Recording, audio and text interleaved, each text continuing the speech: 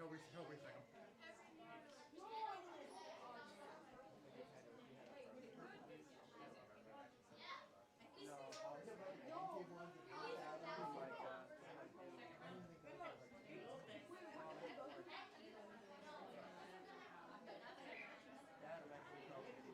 So before we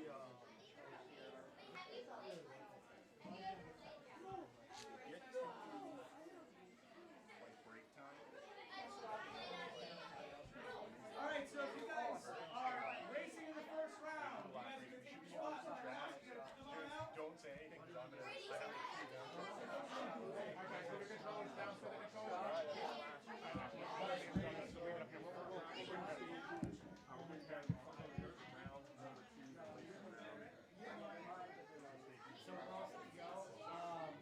Doing the little cascade, so we start here, do like them to sort A, B, C. Then we get them like all squared away.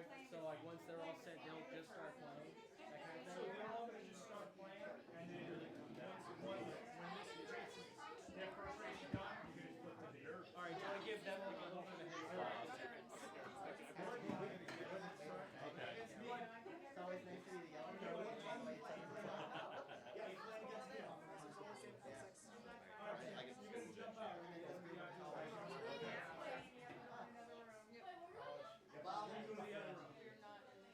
Alright, so if you guys are racing in the first round, your round's at 6 o'clock. Take your seat. Any other Joy-Cons? I'm good. All right, are all 4 of you out?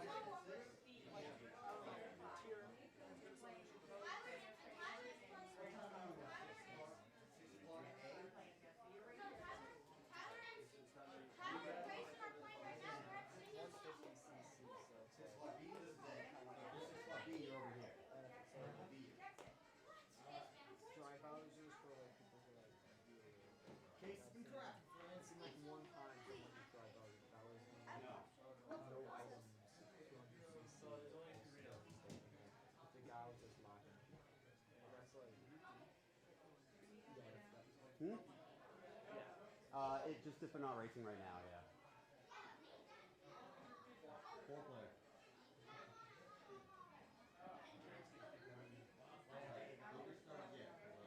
I haven't been getting the okay yet. Yeah, but we have to pick our own tracks, don't we? Everybody gets to pick one track. Oh, go, Ben. Yeah, you're not. No, yeah, it's not. I thought they were leaving tomorrow morning. Vivian, we're over here, we're over here. I got my shoulders. Good luck, buddy. You ready for this? Yeah, right. I think so. Hey, Ninja Warrior. Yeah, no one manager racing against literally. Okay. There's a game called JJ and Jess. Right? You would know.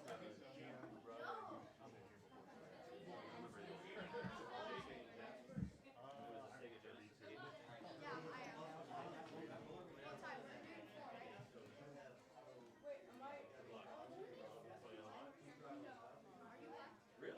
Where's that playing this game? Okay.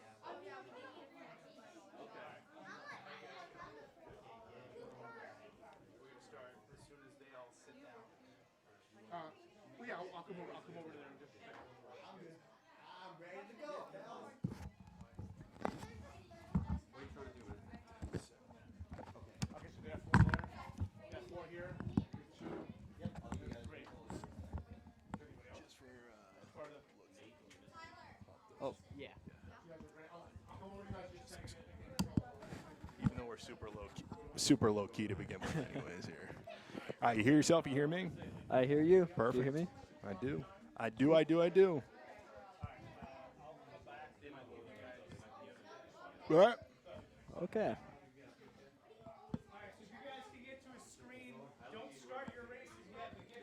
So the hardest part about the intro too, because we have 2 giant screens that are going to be on us, is to like not look out the corner. You see, look at the screen now. I'm looking at the screen. You can tell I'm not looking at the camera. Yeah. So we want to engage the people who are watching. So we got to really lock in right there.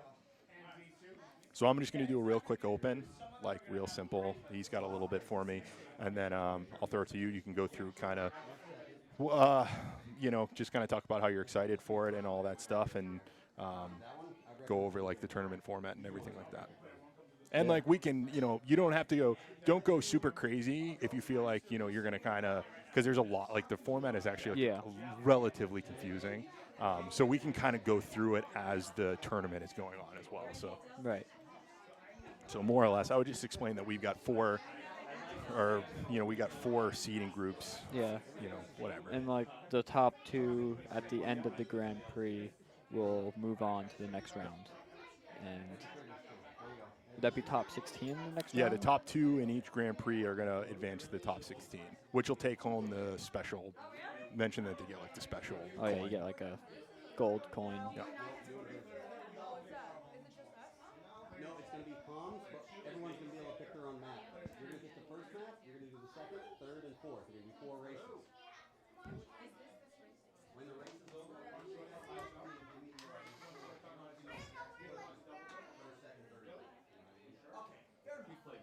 guys hear that? After your race is over, just make sure that. Oh, there might be an intro or something. That's when we would. I'm sorry, what? It might already be on, I don't know. Maybe. I mean, that's a that's a there. surefire way to know that we're going to be on is we'll see it. They're going to run the intro. I think they're just testing all the overlays right now. And then a pretty good rule of thumb is just always, if you've got a mic near your face, this will go on for the rest of your life. Always treat it like it's going live. People have gotten in some big trouble for obviously thinking their mic was muted or whatever. You never know what's going on in the back. You never know what's going on. Like, always treat the mic like it's on. It's fine. Like, we're talking right now, but we're not saying anything ridiculous. Right, You know what I'm yeah. saying? So just kind of keep that in mind as we go. Not that I think we're going to say anything ridiculous. We'll keep the control room on their toes with the cough button. What's the cough button? If somebody says something that you want to drop, there's like a button that you hit. Oh, okay. I don't know if there's a delay back there or not. So it's like usually on a 7. If you're live, which we are on YouTube, but if you were like live on the channel, like when I used to film, I work in North Attleborough where Brett's from at like their public access, and I used to film their meetings, and we technically had like a drop button, but I never used it. And like there were like 2 times where people swore at meetings because they got like fired up, and I just like, you don't even think about it because you never use it. It like never happens. And I was like, whoops. And it's a government meeting. There's like 2 people watching it. Like it's public access, like of a selectmen meeting. Like if anybody's, there's like 10 people max watching live. Right. So I just made sure you like note it. So because when we play it back, I just edited it out. And it's like, all right, well, there's one time that happened, but.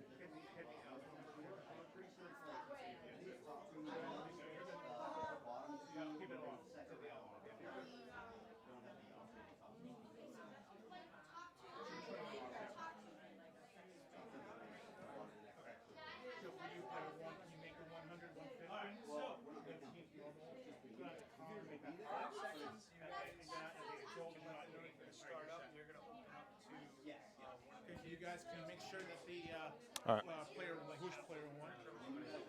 Make sure All right. there's Okay. 150. Perfect. Make sure calm is hard. Just give me a thumbs up. All right.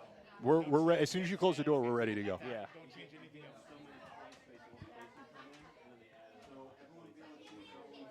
Hello and welcome to Medfield TV's Mario Kart tournament here in 2019 at the beautiful Medfield TV studios. I'm Jared Ware, joined by McLean Connor. We've got a bunch of competitors here competing for top 16 coins and even 4 top 4 medals, which we'll see awarded at the end of the night by the station GM Brett Poirier. First of all, before we get into the action, we want to thank One Up Games out of Plainville, Massachusetts, who provided all of the Nintendo Switches and all of the equipment here up in Medfield to allow this tournament to happen. And we also want to thank Ashworth Awards out of North Attleborough for providing all of those coins. Everybody who walked through the door today competing got 1 coin, and there's top 16 coins up for grabs as well as our medals. So, McLean, we've got ourselves a bunch of groups getting ready just on the other side of the door, just on the other side of this wall, getting ready for some Mario Kart 8 action on the Switch. You want to run through what this tournament is going to look like? Okay, so each round will either have 4 or 3 players, and at the end of each, they'll be racing in a Grand Prix format, which is 4 races. The first place winner and the second place winner of these Grand Prix will move on to the top 16, where they will go on a one-on-one match against the other person. And that will then decide their final placing in the tournament. So we are underway in Group A, and we are on the SNES version of Rainbow Road. Our player number 1 is Justin Widup. Player 2, Benjamin Cunningham. Down in that player 3 window on the bottom left of your screen is Spencer Lee, and then Peter Travis on the DK, currently in second place. Now, there are 4 users on each of these maps, but there's also CPU players as well that our competitors are going to have to deal with. Right. And that's going to make it a lot trickier for them to compete because, you know, they're all throwing items. In a 4-person match, there already be a bunch of items, but now you got all the CPUs involved throwing stuff to mess up the people in the front and all the other competitors. So Peter Travis down on that DK, currently in good position. Actually got blue shelled, knocked into second. His coin count instantly drops from 10 down to 4, and that coin count is very important. When you're at your max stacks there at 10 coins, that's the fastest that your cart is going to go. So you want to keep that number at 10 as much as possible there as the DK drops down now to 5. As you look up at our player 2, Benjamin Cunningham, he has 5 coins as well. Up in player 1, Justin Widup has no coins at the moment, currently sitting in 12th place, and in 9th right now, who is ghosted there, and he now has the mushroom, is Spencer Lee, and he currently has 0 coins as well. Yes, and another thing you're going to notice a lot of the players doing is drifting, which is a good way to get around corners, but also a good way to get up your speed, because every time you drift, the longer you drift, the longer you get a spark, and the spark will start blue, then yellow, then purple. The different colors represent the different amount of speed you're going to get when you let go of the drift button.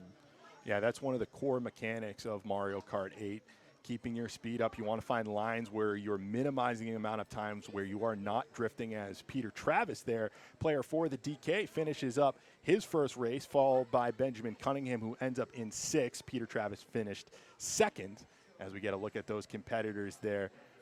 Seats 1 through 4 from left to right on your monitor as the end of the first race of Group A. So we have multiple groups that will come through at each station.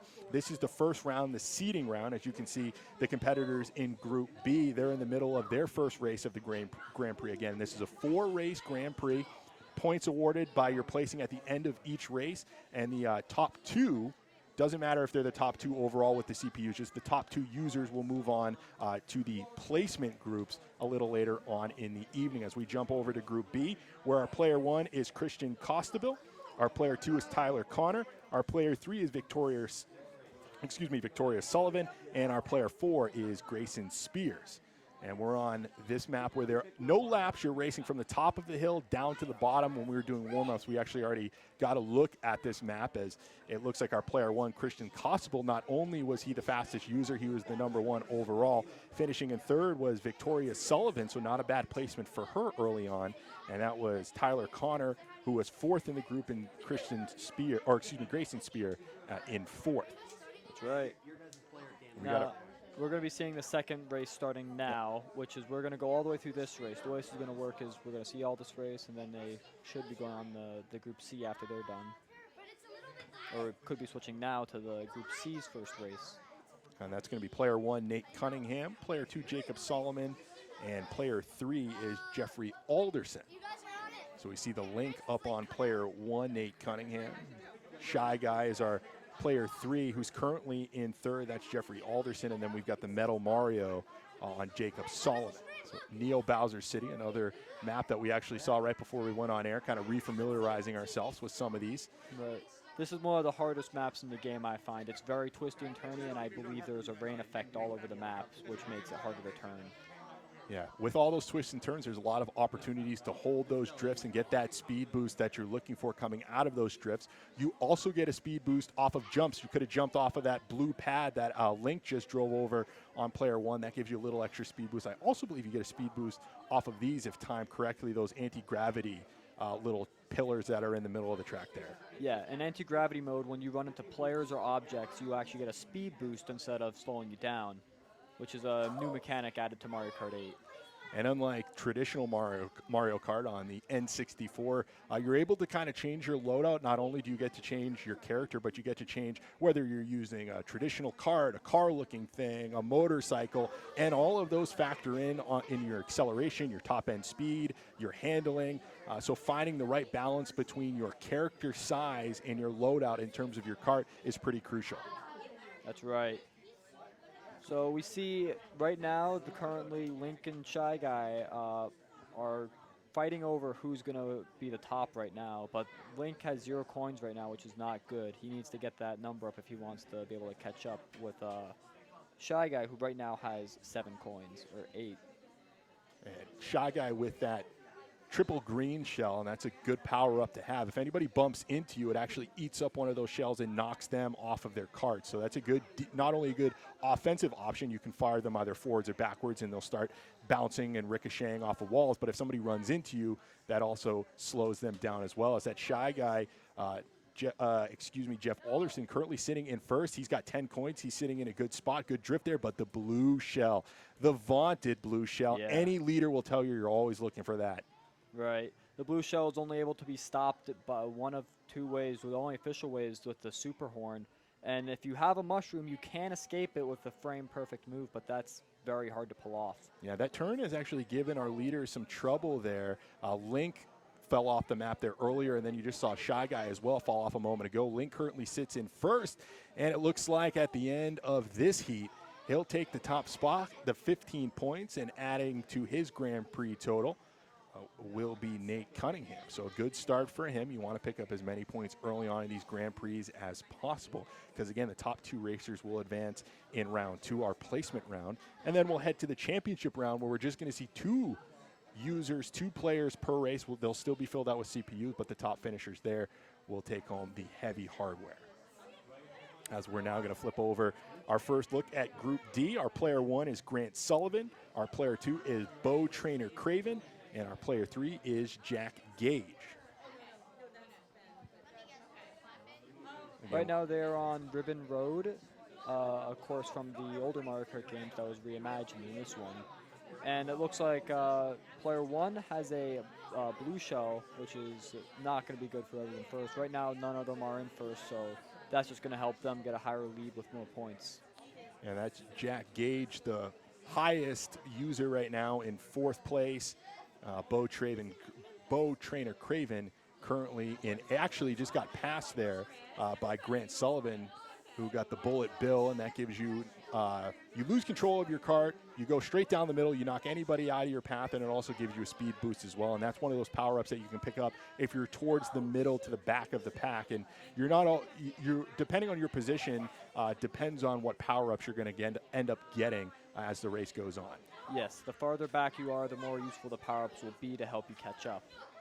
Yeah, when you're in front in those top 2 or 3 positions, you're really only looking at coins, which does give you some added top-end speed if you're able to stack them up. The banana, which can be used offensively or defensively. If you hold it behind your cart, it can block incoming shells, or you're going to get that green shell, which can also be used offensively or defensively. Yes.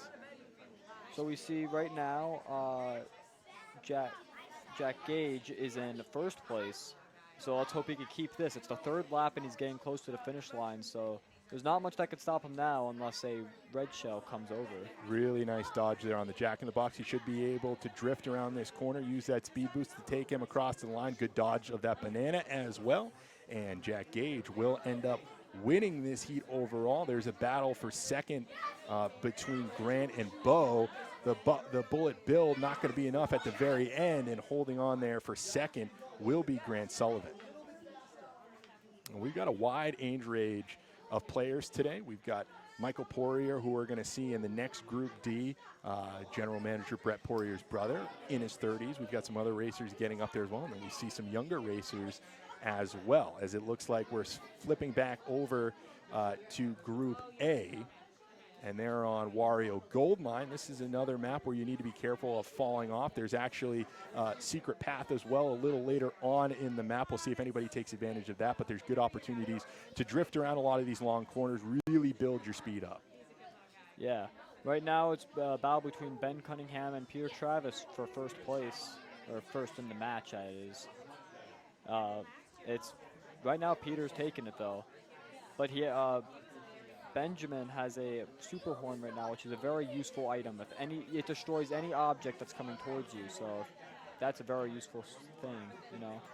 Yeah, I believe we saw Peter Travis win the first race of the afternoon, so his DK has been pretty strong so far. Good drift around that corner, and he takes home another individual win there. So just adding to his Grand Prix total, he looks in a pretty good position. And we've seen him rack up 30 points already. That should be close to enough to qualify him for our top 16, and he'll be taking home some of the heavier hardware, and he's going to be looking for one of those medals.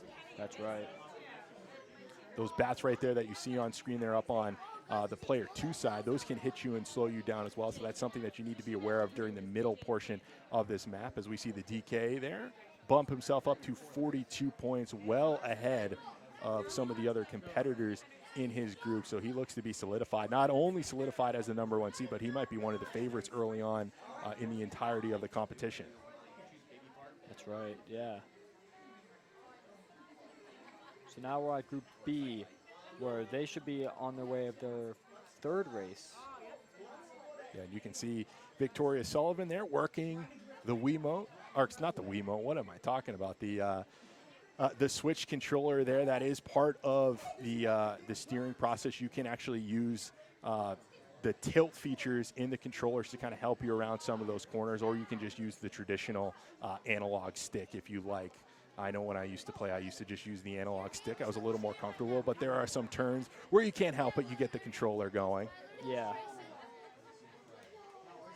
That was just taken from him. He had got hit by a red shell right at the finish line, which is one of the hardest things that could happen in Mario Kart. One of the worst. Yeah, it was Victoria Sullivan, it looked like, on the Yoshi as the #1 overall in the race. So she's picking herself up some more points. She finished pretty highly the last time that we checked in on Group B. She's looking to punch her ticket. And, ooh, tight matchup there between Victoria Sullivan and Christian Costabile. Only 4 points separating them in the top of this Grand Prix. Both of them would be into our top 16 if they're able to hold those positions. But you want to get into the #1 overall group if you can by winning your heat. Yep. As we flip back over to Group C, where down on the player 3 side, it's Jeffrey Alderson in 3rd and Nate Cunningham. We saw these two doing battle when we last checked in on Group C. Similar situation, still on the Link, still on the Shy Guy. And right there, the Shy Guy overtakes Link into 1st place. Link drops back into 3rd. And then a CPU actually overtakes the Bull. So those two battling not only with each other, but with one of the computer-controlled characters. And one of the interesting parts of this map, obviously being Hyrule, is you're rather than going for the traditional Mario coins, you're going for the Legend of Zelda rupees. Yes, this is one of the more interesting maps, which was added later on in Mario Kart 8 and just added as a base game part of this game. So it's one of the harder maps. You have this one anti-gravity section later where if you hit all 3, right now Shy Guy's on it. Let's see if he hits it there. Now there's a shortcut right over there, but he sadly misses it. That's one of the gimmicks of this map is that shortcut area, which is very useful because otherwise you have to go around here. Link in 3rd, looking to hold his position. Also on the inside part of that trap, there's a like a snapping plant that could get you, and it will be Link, piloted by Nate Cunningham, taking 2nd, grabbing himself some crucial Grand Prix points, finishing 2nd overall in terms of the users, 6th overall in the race, is Jeffrey Alderson, grabbing some more Grand Prix points. Looks like those two should pretty solidly move on into the top 16, 54 points there for the Link in the form of Nate Cunningham. So good work for him there, getting through that Hyrule section, as it looks like we're not exactly sure how many races they've done, but it looks like they've at least raced 3 times, as we're, again, doing 4 race Grand Prix. Yeah. Let's take a look in on Group D. And this is the 2nd time we've seen this map come up so far early on in Group #1. So the stages are randomly selected, so we could end up seeing a lot of stages repeated. We might not see some stages at all this afternoon, but we do have a lot of Mario Kart, so you would expect to see every stage at some point this afternoon. Yeah, and like we said at the beginning, this is one of the more interesting tracks in the game because it's more of a like race down a mountain instead of a race around a track. So it's not every lap is the same. It keeps changing. So you got to be on your toes with this one because you never know you don't always know what's gonna come up next. This is a crucial section. If you can hit all these speed boost pads and get the little jump bonus as well, you can really cruise through that section and open up your lead. It's Jack Gage there, our player 3 in first, followed closely in third by Grant Sullivan. Again, we saw those two go at it the last time we checked in on Group D. And you can go over these logs there, those little jumps. You can do those tricks for a speed boost. Jack Gage not taking advantage of every log there, did a couple as he goes into his drift, needs to be careful, and he gets tagged by the red shell. So not only are you trying to weave through those trees, you're trying to avoid those pesky red shells from behind. Yeah, it's one of the harder parts of this track. It's very closed in, so all the items are all bouncing around in there, so it's very hard to keep a level head there. And Jack Gage, good use of the fire plant there to pull himself into first place, knocked out a couple racers in front of him, and then smartly threw a couple more fiery orbs behind him just to make sure he extended his lead. He's up to 7 coins, in a good spot, heading into the gliding portion of the map coming up. And if he can hit all these speed boosts into these rings, he's going to be in a great spot. He gets the first, gets the second, and weaves the his way third. through the third. We'll see if he, quick use of the banana, not holding it for defensive possibilities, heading down the final stretch. Well, he won't need it.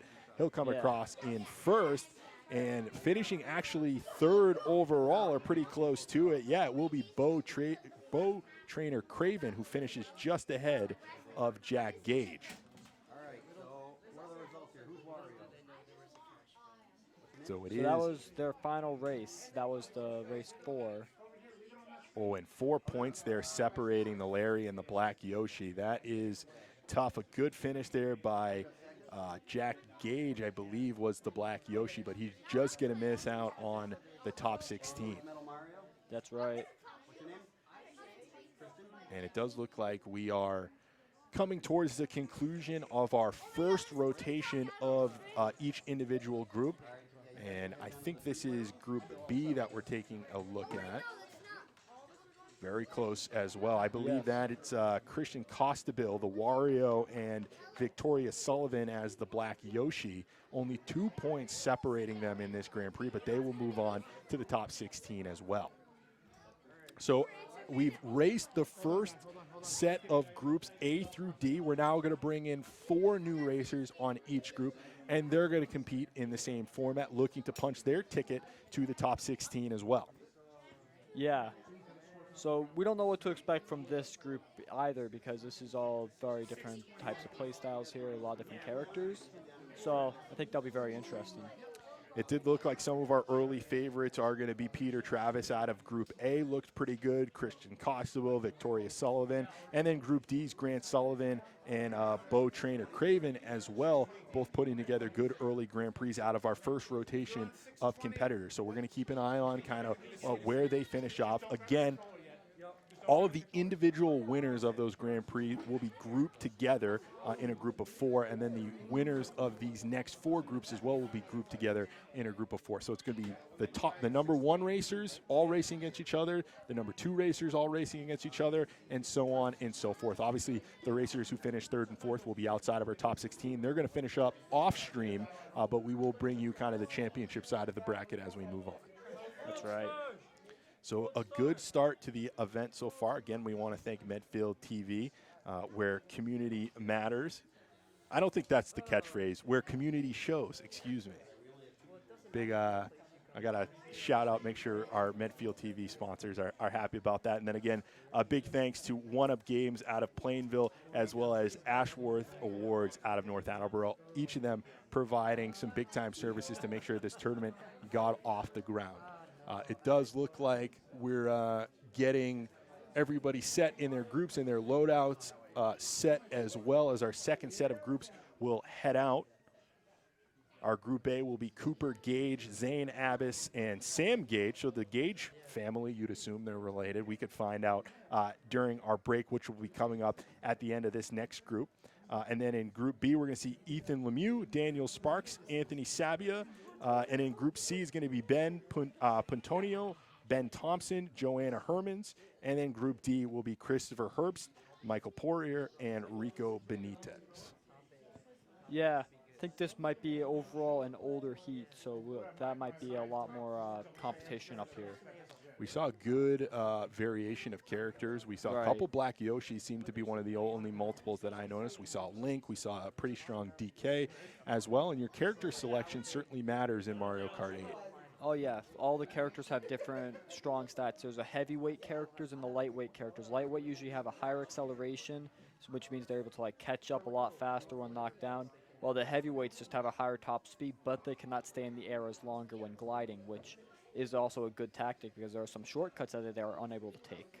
Yeah, you also lose out on some of that handling when you're one of the bigger characters, which does affect the way that your kart does take those drifts around the corners, which we've talked about how important that is in each and every race. So will be interesting to see what characters we see pulled out here as our next set of competitors come on to the Switch systems. So a lot of people listed Toad as their favorite Mario Kart characters, but we didn't see a lot of Toads through that first set of groups. We saw a couple people throw Shy Guy on there as well. He's a pretty solid character. I know we had one of the racers in here before we started. He was asking for a good middleweight character. We threw Luigi out there. Mario Luigi, about as classic middle of the road as you could get. Pretty average stats right across the board, kind of as the title characters usually are in games like this. Yeah, usually the easiest to control. They're always the easiest that you could just jump in and play and be good with them. We see some, we haven't really seen any Dry Bones yet, which is kind of a high level difficulty character to pull off. We saw Metal Mario, who's one of the unlockable characters. There's also Gold Mario as well, which is one of the more difficult characters to unlock. Difficult might be the wrong word. You just have to kind of grind your way through the regular game of Mario Kart to unlock that. But obviously on the consoles that we have, everything's unlocked. You have access to whatever character you'd like, whatever set of wheels or kart or glider as well. Those are some of the unlockables that you work your way through playing through Mario Kart 8 for the first time. Yeah. Mario Kart 8 usually it's a game, Mario Kart Deluxe on the Switch. I mean, it's a game that has a lot unlocked. There's not much that we really need to worry about here. Gold Mario is one of the only exceptions, which we have not seen a lot of. I think he's one of the cooler characters in the game because he's like a super secret character, you know?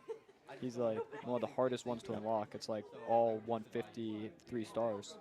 Yeah, and you can not only get the gold Mario, but you can get the full gold accoutrement as well. You can have a fully gold kart with him piloting that as well, which is a pretty good, again, you mentioned a pretty solid loadout to go with, as everybody right now is getting their loadout set for their Grand Prix.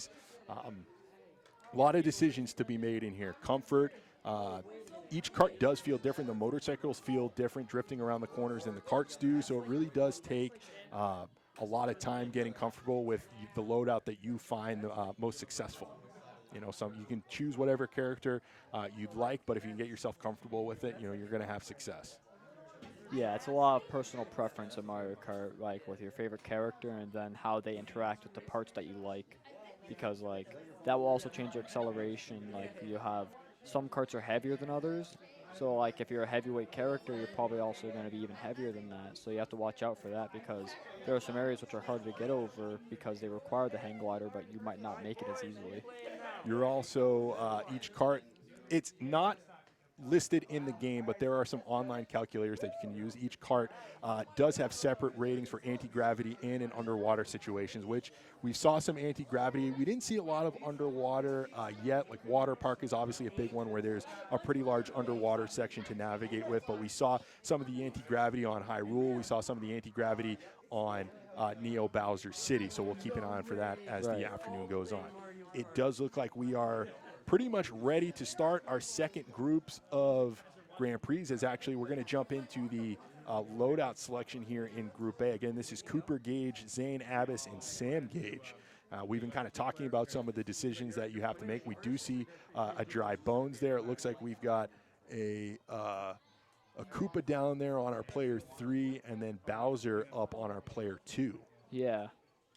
And then, as you can see here, they have the stats, and they will change depending on your car. So we can see that Dry Bowser over here, he has a very high speed but a lower acceleration, while Bowser Jr. is kind of more in the middle. So Group A just going through the final setup before they're ready to start their Grand Prix. The Dry Bones, one of the heavyweight characters, is going to be very tough to knock over. It's going to take a little bit more time to recover, but he's going to have a little more high-end speed, a little less acceleration, and a little less handling. As we get our first look at Group B, this is Ethan Lemieux, Daniel Sparks, and Anthony Sabia. And again, we'll jump into the loadout section. Koopa, another Dry Bones, and another Black Yoshi. So far, it looks like Black Yoshi has been the most common champion that we've seen so far. Yeah, very interesting that it's a very specific choice for a character. It's like, yeah, you didn't really expect that to be the top character. I mean, Dry Bowser, I understand because he's pretty fast. Yoshi, of course, is a loved character in Mario, so it makes sense. So the final loadouts here, we're playing normal items. We're playing these 4-race Grand Prix, and I wouldn't mind seeing this one. I do like Bone Dry Dunes and Bowser's Castle. That's a fun one, and then you get the classic Rainbow Road, which is everybody's favorite Mario Kart track, going all the way back to the N64. You ever get a chance to play on N64? Is that a little before your time? I played on a little bit. One of my friends owns one, and he grew up with it, so I played a little bit. Oh, and we get to see Rainbow Road in action right here. Right off the start here. So this looks to be Group A getting a jump on the classic Rainbow Road. Slightly different than the N64 version for sure. Back when there were cartridges that you were not supposed to blow in, but everybody blew into them just in case they didn't work. And we've already seen 2 racers slide off the track here, and that is one of the big difficulties of Rainbow Road. There's not a lot of guardrails. There's a lot of open track where you can certainly slide off pretty quickly. So it's been a struggle for some of these racers in Group A to keep their carts in the right position. That's right. Drifting is extremely important in this one because there's so many corners that you have to cut and make sure you cannot run into the edges, because when you fall off the map, it takes longer because you have to have Lakitu carry you up, and then you have to be able to just get back onto your top speed, and you lose all your 3 of your coins. So that's their overall place in the bottom left of each of their quadrants of the screen, but you're really only worried about who finishes the highest out of each of the user-controlled racers. The CPUs don't matter for our scoring purposes. And it looks like up on our player 1 side, Cooper Gage leading the way out of the users on that Dry Bones, currently moving into 4th place. He's got 2 mushrooms to use, and he's got a second power-up as a triple banana, and that turn again eats up one of our competitors. This is one of the tougher turns on the map. You really have to get into a real hard drift to work your way around that corner. Yes, and I believe bikes in this game actually have 2 forms of drifting, where you have outside drifting and inside drifting, which can change out how you drift. Outside drifters usually take wider turns, while inside, like this cart I believe Dry Bowser's using, is a very inside drifting bike, which means that he's going to be doing a lot of sharp turns, which could be very disorienting at first. Dry Bones currently in 8th overall, the leader between all of our racers in this heat. He flies off the map, but the closest competitor there, Sam Gage, also goes off the map as well. So again, this is a difficult map to keep your cart on the track. You really have to have a good map awareness, a good map sense, know when to go into your drifts, which just takes repetitions on all of these tracks. Right. Yeah, this is considered the hardest track for any Mario game, is always Rainbow Road. So it makes sense that a lot of people are struggling on this one. This is just a hard map in general. Good use of the bullet bill there by Zane Abbas. He was going off the track. That automatically puts you back on the center, so able to avoid that penalty for going off the map, and then uses the speed boost to launch himself off the track. He's currently in the back of the pack, but only 1 or 2 spots behind his 2 other competitors. If you look down on our player 3 side, this is an interesting part of the map. You want to be on the green side. Those green arrows give you a little speed boost forwards. The red arrows, where it just changed over, actually slow you down. That was a tough break there for Sam Gage, but he navigated that nicely. Currently in 10th and leading the way here in our first race of our second Group A run-through. Yeah. Another bullet bill in the back there for Zane Abbas. We'll see if he can catch up to either Cooper or Sam Gage. And actually, with the bullet bill, he jumps ahead of both into 10th overall. He's got the triple mushrooms. We'll see if he's able to use these 3 effectively. And he will close it out, taking home the top points out of the 3 competitors there right at the very end. Some good bullet bill usage there by Zane Abbas throughout that race to get himself back into contention. That's right. This one I actually had to do So a 10th, 11th, and 12th place finish overall. But all that matters are those Grand Prix points between the 3 colored users down there at the bottom of the screen. The top 2 will move into the top 16. And unfortunately, the 1 player who finishes kind of out of that top 2 will be down in our bottom 16. Time to jump over to Group B. Ethan Lemieux, Daniel Sparks, and Anthony Sabia getting ready. Actually, already in the middle of their, I believe this is their 2nd track. And leading the way is our player 2, Daniel Sparks, on that black Yoshi. Yeah, this looks like a close race. You got Dry Bowser again in first, so we've seen a lot of Dry Bowser. At both races so far already have him. Yeah, in this second grouping, he's been a popular character. As we mentioned, Black Yoshi's probably been the most used character overall there, using the red shell defensively. Out in first place is Daniel Sparks to keep his lead. Yeah, and he hit all of those boost spins. Like in your anti-grav, like I said, you are able to get a speed boost by hitting those little cones in the middle, which is what he hit all of them and did all the tricks, which gives you a huge speed boost throughout that section. Nice drift around those Koopas. If he's hit by one of those, that will slow him down pretty majorly. Currently in first place. In fourth is Ethan Lemieux. And going into his drift there is Daniel Sparks in the lead on that black Yoshi. Very nice bit of drifting there, using every corner to his advantage. Picks himself up a power-up. Got to make sure he doesn't get hit by this bone flower. And, ooh, the electricity. Combination of everything right there. And we've got our first player coming in here for an interview. Why don't you introduce yourself to everybody who's watching?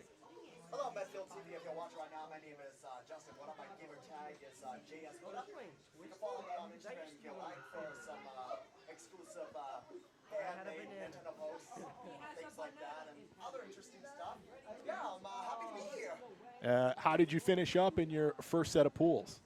Well, I'll tell you right now, I played it fair, and I gave it my all.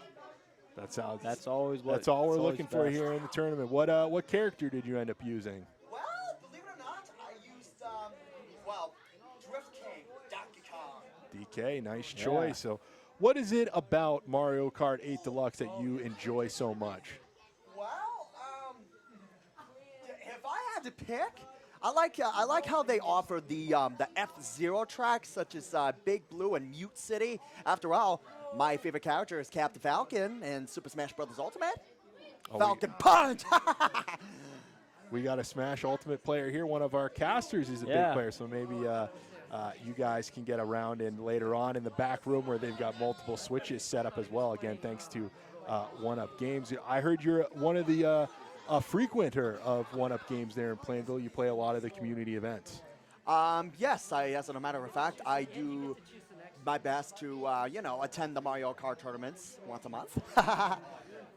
And I know one of the big things around video games is like the community building aspect and the little communities that get built. What would you say to anybody who's watching who might be interested in kind of joining the little communities that are popping up here in Massachusetts? So little communities like a game like this? Yep. Well, to all you future comers out who plan on, competing in a video game tournament like this, I would say practice the video game as much as you can, because you never know if you're going to be competing against somebody who may be better than you. And before we let you go, is there anything else that you want to say on your record to any of the fans who are watching? Well, to all your Mario Kart competitors out there, best of luck to you. That's all I got. Best of luck to you, Justin, and good luck as the tournament rolls on. Hopefully you can pick up some more wins as the races rack up. Thanks for having me on. No problem. Have a good one. You do the same. Take care now. Great interview there from one of our competitors. Yep. And those communities, you hear about the fighting game community as one of kind of the most grassroots communities out there. You look at some of the prize pools in esports recently, something like the Fortnite World Championship, $3 million to first place. The fighting game community, a little smaller, a little tighter knit. He talked about Smash. I believe the Smash champion of EVO, which is the biggest tournament in the world, I think only won like $7 grand. So yeah, Smash Bros. Prize pools are usually very low because the developers don't usually pay much attention to that scene of the game. So it's a really community, tight-knit scene that grows in a real organic way. And One Up Games in Plainville is a place that you can go if you want to actually go back to the old school days of gaming where you sat in the same room with the people that you were competing against. And I'm sure there are people who still do that all the time, but there was nothing better than getting 3, 4, 5 of your good friends together for a sleepover on a Friday or Saturday night and just playing games until you pretty much couldn't see straight anymore. And that's kind of, there's a lot of people in our age bracket. I know there's a big age gap between the two of us right now, but you share similar experiences through playing these games. Oh yeah, always. I remember when I was younger and I would always go over to my friend's house and we'd always just like set up the Wii or something and we'd just play games for a long time. And so we have a look here with Metal Mario on the motorcycle in first place. Actually got bailed out there by one of the shortcuts. He was off the track but landed on that shortcut pad. Drops back to third place. The Peach with the star activated and using the red shell looking to move up closer to that second place spot and pick up some more Grand Prix points. But unable to really take advantage of that star or the red shell. Mario now jumps into first. He's got 4 coins. Peach also with 4, but Mario loses out on 3 of those coins and drops back to 5th place. Big star activation here for Peach. We'll see how far she's able to move up. Oh, was almost able to catch up. It was very close to that area of the race. Yeah, and the star activation gives you invulnerability, so you're not going to be affected by any of the other power-ups out there, as that was Group C running that race there. Looked like Joanna Hermans and Ben Thompson are competitors, as we'll take a look at Group D with Christopher Herbst, Michael Poirier, and Rico Benitez. A pretty apt hat there on Rico. Getting into the Mario theme. He also has the Mario plush, so. And we're going to be racing on Mario Circuit. Maybe he has a slight advantage with all the gear he's got with him outside of the game. Yeah. So we got another Yoshi here, but this time it's Pink Yoshi, Bowser, and Wario. I think we've seen 1 or 2 Warios before this. First look at Pink Yoshi and into those drifts pretty nicely there is Pink Yoshi, and using that to jump into first place. Yeah, he's got all the drifts down here. He's holding it for as long as he can over here. Yeah, there's that visual cue when you're drifting. Can you kind of explain to our viewers what that visual cue is and how that affects you as a racer? Yeah, so as we see here, he held it all the way to the purple. The purple is the highest amount you could hold a drift to, and that will give you the biggest speed boost. The 3 levels are light blue, which will give you a very little speed boost. The yellow one, which used to be the top one, but then in this game they added purple, which is the fastest you could go with a drift boost. So the Pink Yoshi in second, the Wario, I believe that's Michael Poirier in 7th, and then in 5th is Rico Benitez on that Bowser. Yes, so they all hit by the lightning right over here. You're going to notice that the first place player will not grow as big faster, which means that he's going to stay in a slower position longer than all the other characters who are behind. Yeah, it's one of those things about the game. There are some built-in comeback mechanics for people who aren't towards the top of the leaderboard. So you see a lot of races where somebody might be in first for the first 2 laps, maybe even midway through the third, but then some crucial power-ups come through and somebody from the middle of the pack ends up winning the race, as the Pink Yoshi in an instant went from first down to 4th and working their way back up the leaderboard into 4th, as Wario is in 11th now and the Bowser is in 7th as we're going to complete lap number 2. Yeah. So some work here for the Pink Yoshi, looking to pick up as many Grand Prix points as possible. A nice drift there around the corner moves them into second, now into first. Again, those drifts have been on point from this Pink Yoshi. Oh, the green shell. Sniped out there, but he had a big enough lead to only drop back to second on recovery. Yeah, he knows what he's doing over here on this track. Definitely played on it many times. He knows every area to drift and how long to hold it. Only with the 1 coin, though, so not taking advantage of some of those coins there on the track. And that's kind of the next level of kind of building your race lines as you get more familiar with these courses, is you want to not only know when to drift, but if you want to be in the middle of the track near the edges so you can grab some of those coins easily. And even when you have the 10 coins, so you can't go over those 10 stacks as the Pink Yoshi comes in second. If you're taking those coins, all of the racers behind you aren't getting them as well. So you can deny some of that speed from the people behind you. Right. So there's a look at our competitors in Group D right now. I believe they have maybe one more race to go. It's the Pink Yoshi with a big advantage over the other two racers in the group, 39 Grand Prix points. So certainly looks to be locked into our top 16. A little battle going on there between Rico Benitez and Michael Poirier, I believe, for second place, as that's Christopher Herbst leading the way. Okay, now we're looking at Group A with Cooper Gage, Zane Abbas, and Sam Gage.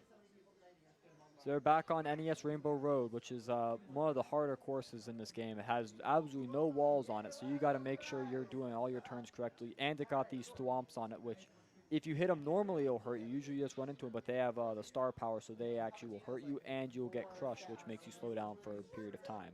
You can be risky and try to go underneath them. Some of them have a little bit of space, about one cart width on either side that you can go around, but you have to make that decision pretty early, because if you choose wrong, you're going to lose a lot of spots in the race. That's right. They also make the track move, which you could, if you're able to. The timing's very hard on this course, but you can actually jump on top of all those the waves that they create. Yeah.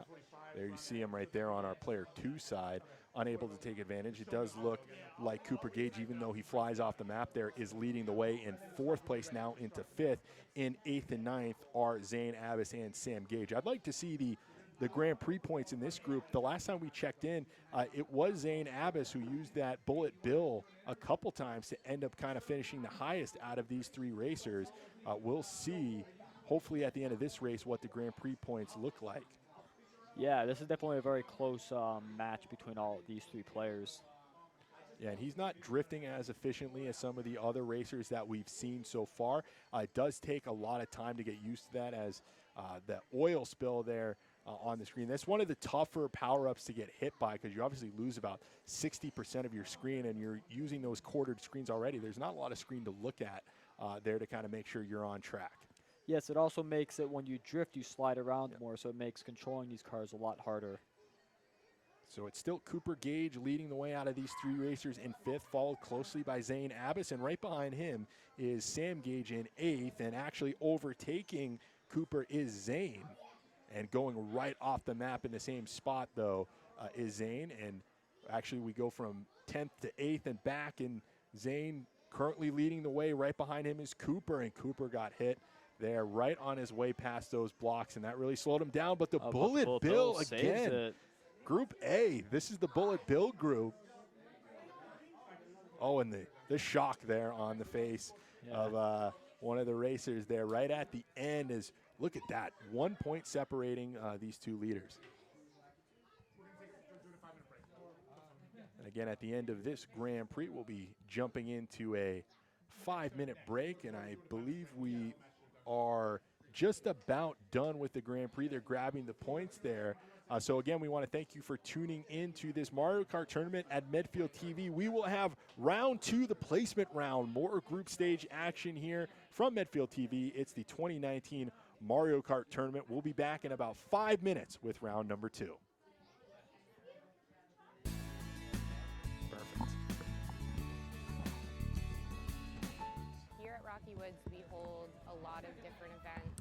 We have camp here every Wednesday. We do sunset hikes. We have camping here. We offer private rentals. We have canoe and kayak rentals. People can come and fish the pond. We have over 6 miles of trails, about 490 acres that we protect here, and people can just travel the trails as much as they'd like. With the kids, we have it's called Farmer Forester Chef Camp. So we spend 4 days at Powysset. We farm, cook in the kitchen, and do animal activities, anywhere from collecting eggs, farm chores. The kids love ponding for turtles and frogs, brushing animals, anything, you name it. We're trying to get the kids involved and teaching them how to care for livestock, where our food comes from, the importance of growing our own vegetables, and just pretty much nature. Anything nature that we can get kids involved with, we find is a great learning tool for children. Every day we will arrive, we have like quiet time in the morning for our journal. Everyone makes a nature journal on our first day of camp, so we can document any cool things that we see in nature.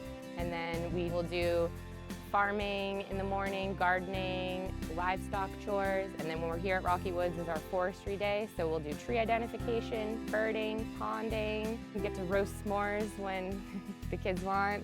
And then we also have the beaver pond out back, Echo Pond, so we get to go check out the beaver activity and learn a bunch of things about beavers and all the cool trees and stuff that we have around the pond. I love to see kids outdoors and engaging in nature, so I'm constantly trying to show them something cool to keep their interest in nature and not want to think about their tablet or technology. And I feel like we've done a pretty good job with that so far because every kid's left dirty and happy, and I'm excited about that. Pretty much anything outdoors we try to do.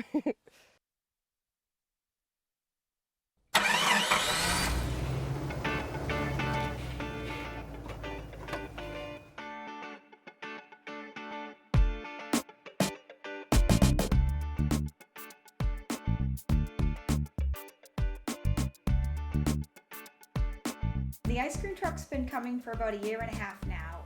We saw one on the side of the road and we thought how fun it would be to own an ice cream truck. When everything was just right, we decided to purchase it. A big part of that was I have a 15-year-old daughter and a 19-year-old son. My daughter is a driven, hard-working girl who really wants to save money for a car, and she just couldn't find a job anywhere. And my son was very concerned that he wouldn't be able to pay for college. And my husband looked at me and said, "The universe is sending you enough signals. Go buy the ice cream truck. Our children will have a job." So it's named after Ruby. Ruby's the dog right on the side of the truck, which is kind of neat because it's where the trash chute is, so all the kids get to feed the doggy with their trash after they get their ice cream. There's just something special about having an actual antique 1975 ice cream truck. And if I can show a new generation of kids that yes, ice cream does drive around and will magically come to you and bring you happiness. We're on Facebook, Ruby's Ice Cream Truck. We're on Instagram, Ruby's Ice Cream Truck.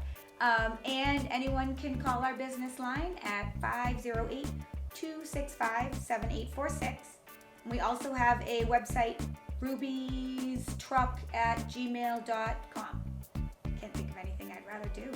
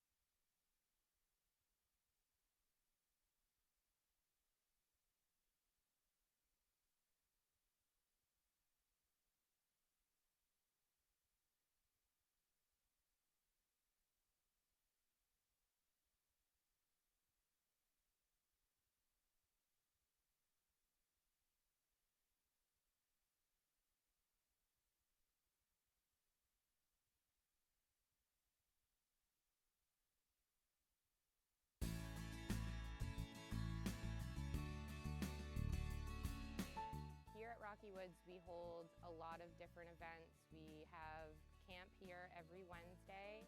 We do sunset hikes, blue moon hikes. We have camping here. We offer private rentals. We have canoe and kayak rentals. People can come and fish the pond. We have over 6 miles of trails, about 490 acres that we protect here, and people can just travel the trails as much as they'd like. With the kids, we have it's called Farmer Forester Chef Camp. So we spend 4 days at Powysset. We farm, cook in the kitchen, and do animal activities, anywhere from collecting eggs, farm chores.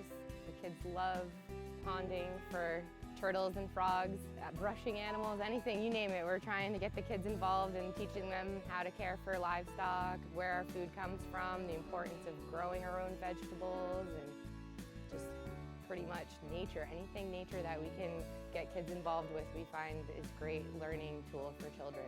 Every day we will arrive, we have like quiet time in the morning for our journal. Everyone makes a nature journal on our first day of camp, so we can document any cool things that we see in nature.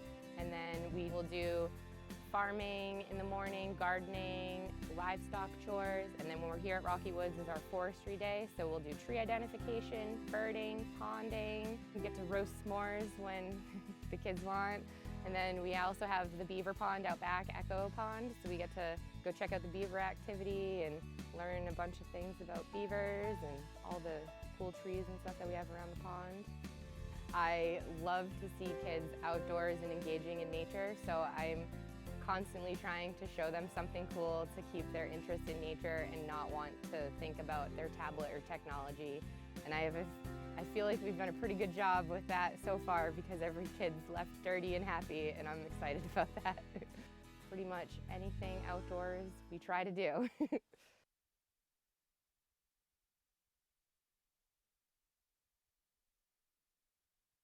Number 2 of the first Mario Kart tournament being held by Medfield TV, and as we've shouted out a couple times, got to give credit to some of the companies in the area who have helped make this tournament a possibility, and that's One Up Games out of Plainville, who again are providing all of the switch systems, all of the peripherals for this tournament to be competed, and then Ashworth Awards out of North Attleborough as well, providing some of the cool swag that our competitors are going to walk away with at the end of the night. So we saw our first seeding round go through. Now we're going to see the winners of each of those groups jump up into groups of 4 as well. The second places will play in groups of 4, third in groups of 4, and the fourth place racers in groups of 4 as well. There's not enough fourth place racers to do more than one loop. There's only 2 competitors down there. But we will see now pretty much every group will have 4 racers in it. That's right, yeah. We'll see if maybe we see some character shifts as we go on in the tournament. Maybe some people changing things up now that they're out of the seeding groups, because certainly things are going to get a little more difficult here into the placement groups. There's not a lot of opportunity to make those changes, though, because once you lock in your racer for the whole Grand Prix, that's who you have to stick with. But you could make some changes as we head into the championship round next. Right. And so the winner, out of Group A, which we have 8 racers, the top 2, or the 2 number 1s out of those 2 groups are going to go head-to-head for first place overall, as you get a look at least 2 of the competitors in Group A. And they'll be looking to put together 4 solid races and take home the most Grand Prix points. And there's our Group B. And I believe that's Peter Travis, Sam Gage, Tyler Connor, and Anthony Sabia. Yep. And in Group C, Spencer Lee, Zane Abbas, Christian Costabil, and Ethan Lemieux. And I believe our Group A, who I didn't name when they were on screen, actually Group D, while we have them, is Ben Cunningham and Victoria Sullivan.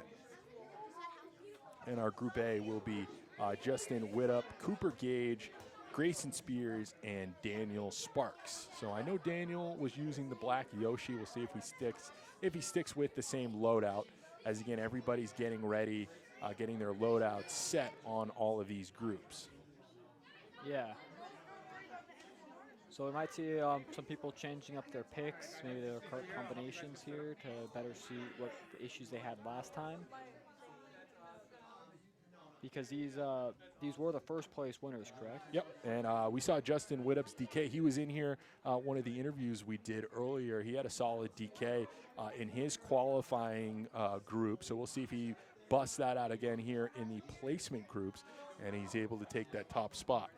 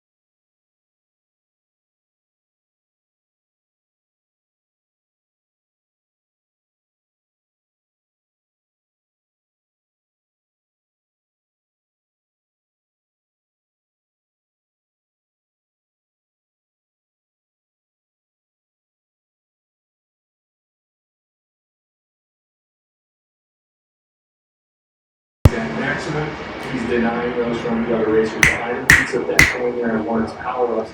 Again, you really got to keep an eye on that Kuba. There are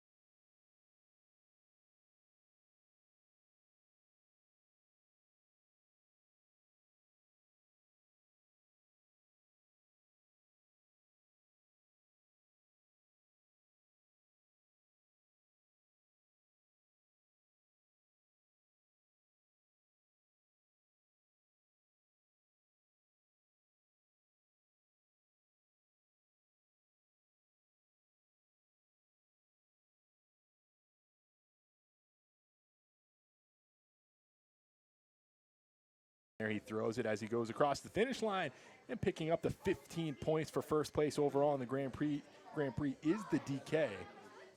I think our seating and our player order has kind of jumped around a little bit, so not exactly sure who's piloting which character, but I do believe that's Justin Widup, who we had in earlier. He was talking about his Donkey Kong being pretty strong early on in our group, so he grabs the 15 points, and that's a crucial 15 there in Group A, looking to punch his ticket to that final race of the night. Oh, yeah. We'll get a race from Group B. These guys will be battling for any spot between, I believe, 5th and 8th is what these guys are looking at right now. So this course is Thwomp Ruins, which is a very traditional Mario Kart course, but it features a lot more thwomps than usual and also a very short underwater section. Not much anti-gravity on this stage except for this one last section, which we have all just passed, or this wall, which you see Black Yoshi going on. Yeah, this is a really good path to take. It's one of my favorites here. Kind of get you out of the firing line of a lot of the other racers. There also is 2 Black Yoshis in this race, showing how popular this character is. Yeah, we've seen Black Yoshi a lot so far tonight. He's been the most popular character. We saw Pink Yoshi as well earlier. I believe Yoshi is one of the better characters in this game. He's a lot more even, easy to pick up. So I think Yoshi's a very good character for all these people to play. I think it's a very strong one. We got a dry Bowser up on player 1 in third, a little bit behind the Black Yoshi. He needs a couple power-ups to help him out, or a mistake like that one there from the Black Yoshi in first, and that lead is going to shrink there. Actually dropping into second now is the Black Yoshi, and he goes sidewall, and you look at the dry Bowser, he stays on the low ground there and kind of has to deal with those circular thwomps. Right. It's a very close race between Black Yoshi and Dry Bowser. You know, it's either one's game right now. Dry Bowser is one of the fastest characters in this game, so he could easily catch up if if Black Yoshi messes up somewhere. First and second, and there is the dry Bowser. But he misses the shortcut. Ooh, yeah, that's one of the tougher shortcuts to hit in the game. High level of accuracy needed. The blue shell is going to get him as well. Luckily, he was over that ravine. If that hits you, that is so bad to get hit by the blue shell, and you have to get airlifted as well. So you lose a lot of time. He drops into third. The Black Yoshi right in front of him on his screen. They're going to bump into each other right there. This is a neck-and-neck battle in Group B. And actually, that was the third and final lap there a little earlier. I missaw there. So the 12 points there grabbed by the Black Yoshi. That's going to be crucial out of Group B, but we just saw it's going to be very close between all these racers here in B. Yeah. And we're going to flip back over to Group A, which again is one of our #1 seeded groups. Those were your second place racers there in Group B, going head-to-head from our earlier group. And DK in second, and leading the way is the Koopa. We saw these two going at it. That's a rough bomb timing there. And the DK with the speed boost right at the end. Looks like he's going to take first place right out from underneath the Koopa. What a finish there between our top seeds, and that's huge Grand Prix points there. We'll see what the standings look like if we hold on the finish screen in just a moment. Still a little bit of work for Wario to put in, but he's almost done as he misses one of the rings there. He's going to go into the star mode to close it out, so he finishes in style, but will only pick up one Grand Prix point, finishing in 12th place. Yeah. So crucial standing there, 15, and now an 8-point gap between the Koopa and the DK. So the DK really looking to punch his ticket to that grand final, but Koopa not going anywhere, and if DK makes one mistake in any of these next two races, it could flip in an instant. Yeah, Koopa's right on his tail, you know. It's anyone's game at that point.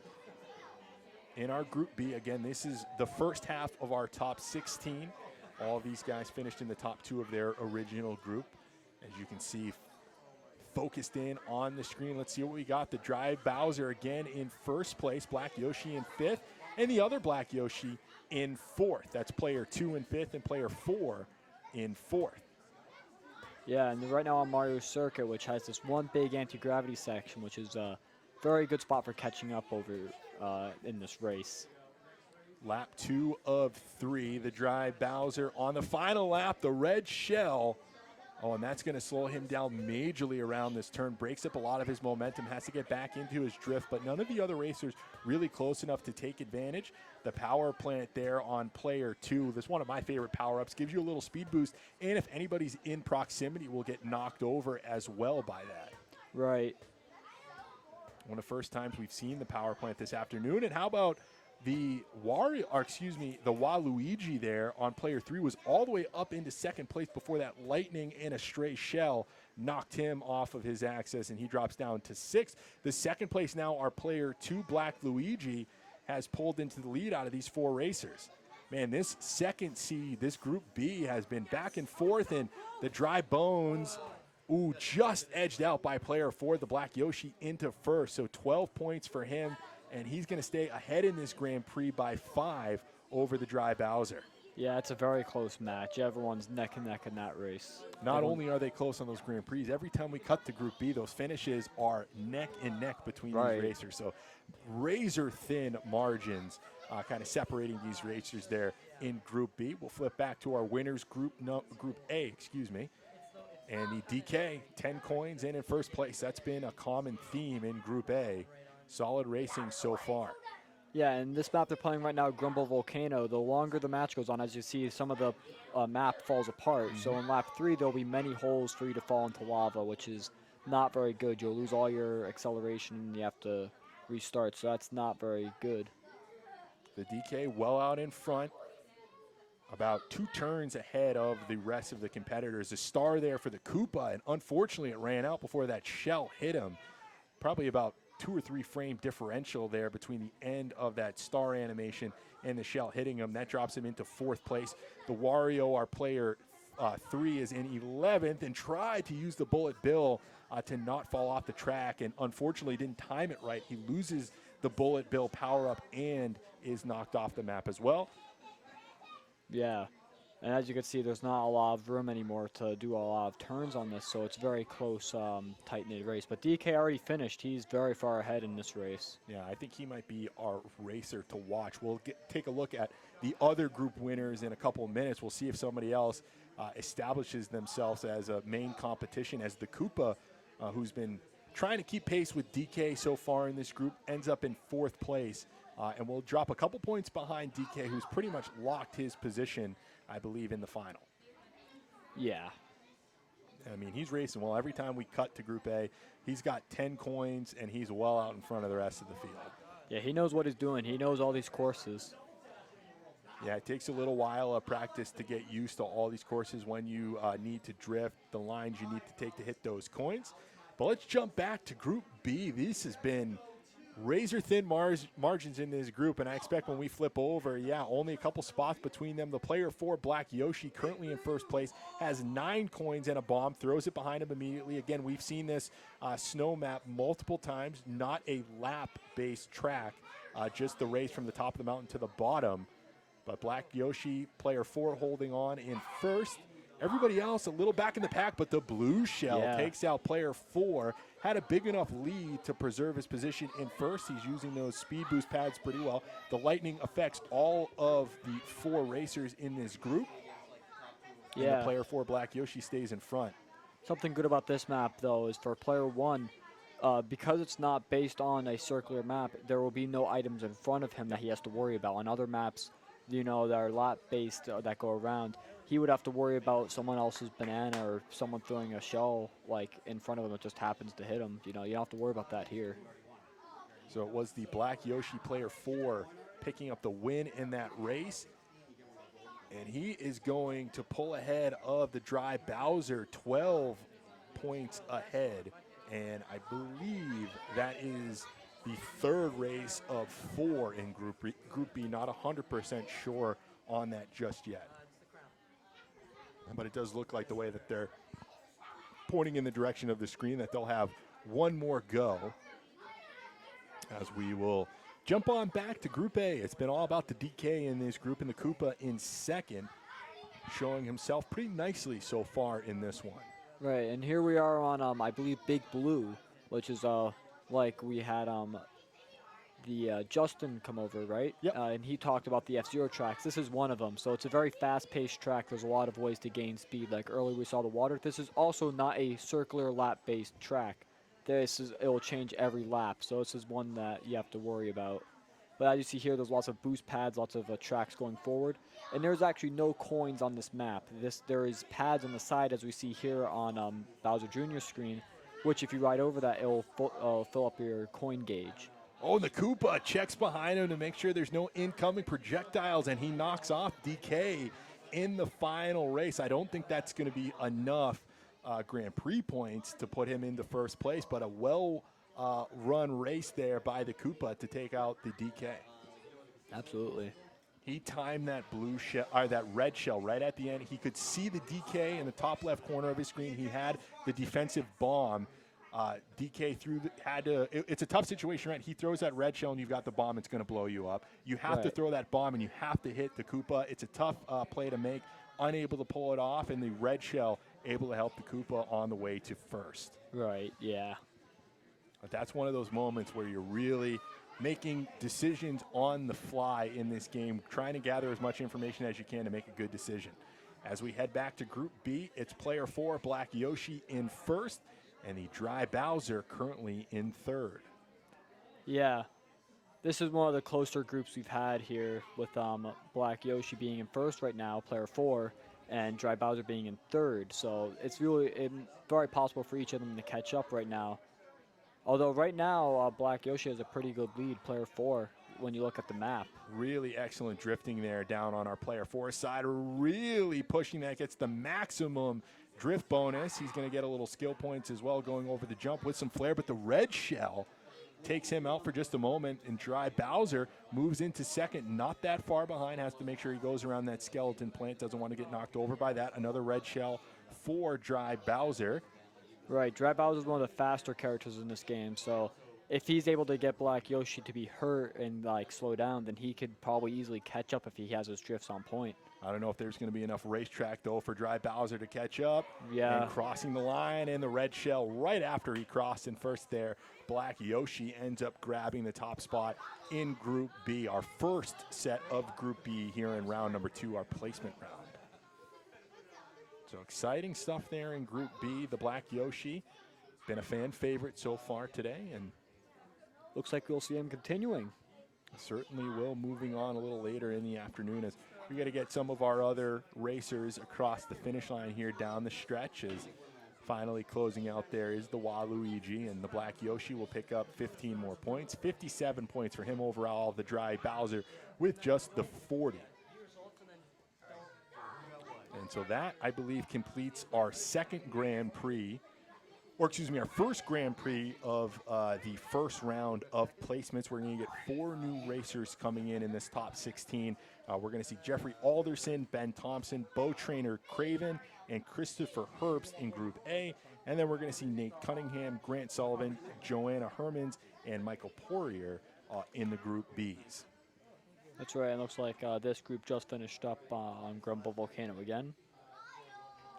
Yeah, so Dry Bones picking up 37 points, as I believe we might have dropped either into Group C or Group D as we get some of our top of the bracket, and that was Group C.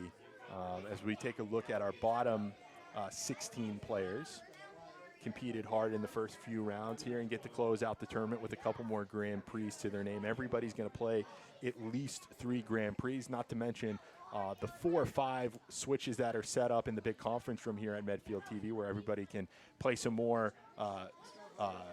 Mario Kart. You can play some Smash Brothers set up there. There's some classic games as well on the Switch, so a lot of variety for these competitors. Yeah. And here we have Group D finishing up with Dry Bowser and Shy Guy. Ben Cunningham and Victoria Sullivan are the 2 racers competing in this Group D action, as we're going to get through the rest of the groups before our second set of the top 16. And the big question is, anybody going to be able to hold on to or catch up to the Donkey Kong that we've seen out of Justin Witt up to this point? He looked really good in his second group as well, consistently at that 10 coin mark in front in a lot of those races, though he didn't win every race in his Grand Prix. We saw him knocked off at the very end there. Right. But we'll have to keep a close eye on the competitors in Group A, see if anybody displays as much dominance, because they're going to have to go head-to-head with him.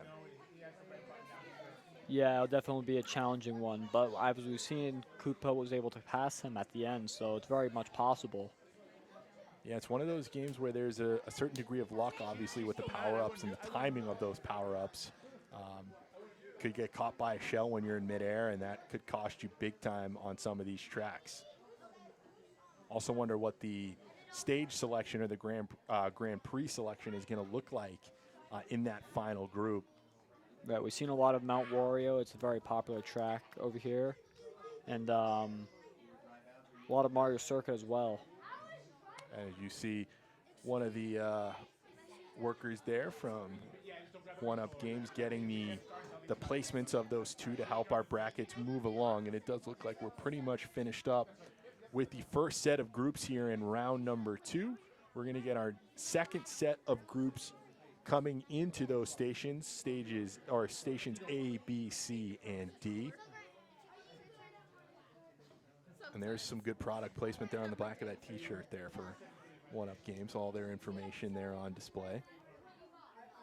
Then you can certainly check them out on any of the various social media platforms out there, as well as Med TV, Facebook, Instagram, Twitter, and on YouTube. If you're watching the live stream right now, you already know there's a YouTube channel. Do yourself a favor, do Medfield TV a favor, hit that big red subscribe button. You'll get an update every time that Medfield TV either goes live, which they do rather frequently, and anytime they upload any new content. It looks like we're already underway with one of the races here. Presume. Yeah, I wanted to take a look. Maybe that's A going on right now. Not 100% sure. Actually, no. This is the conclusion of Group C of our first run through. And once again at Mount Wario, a very popular track here.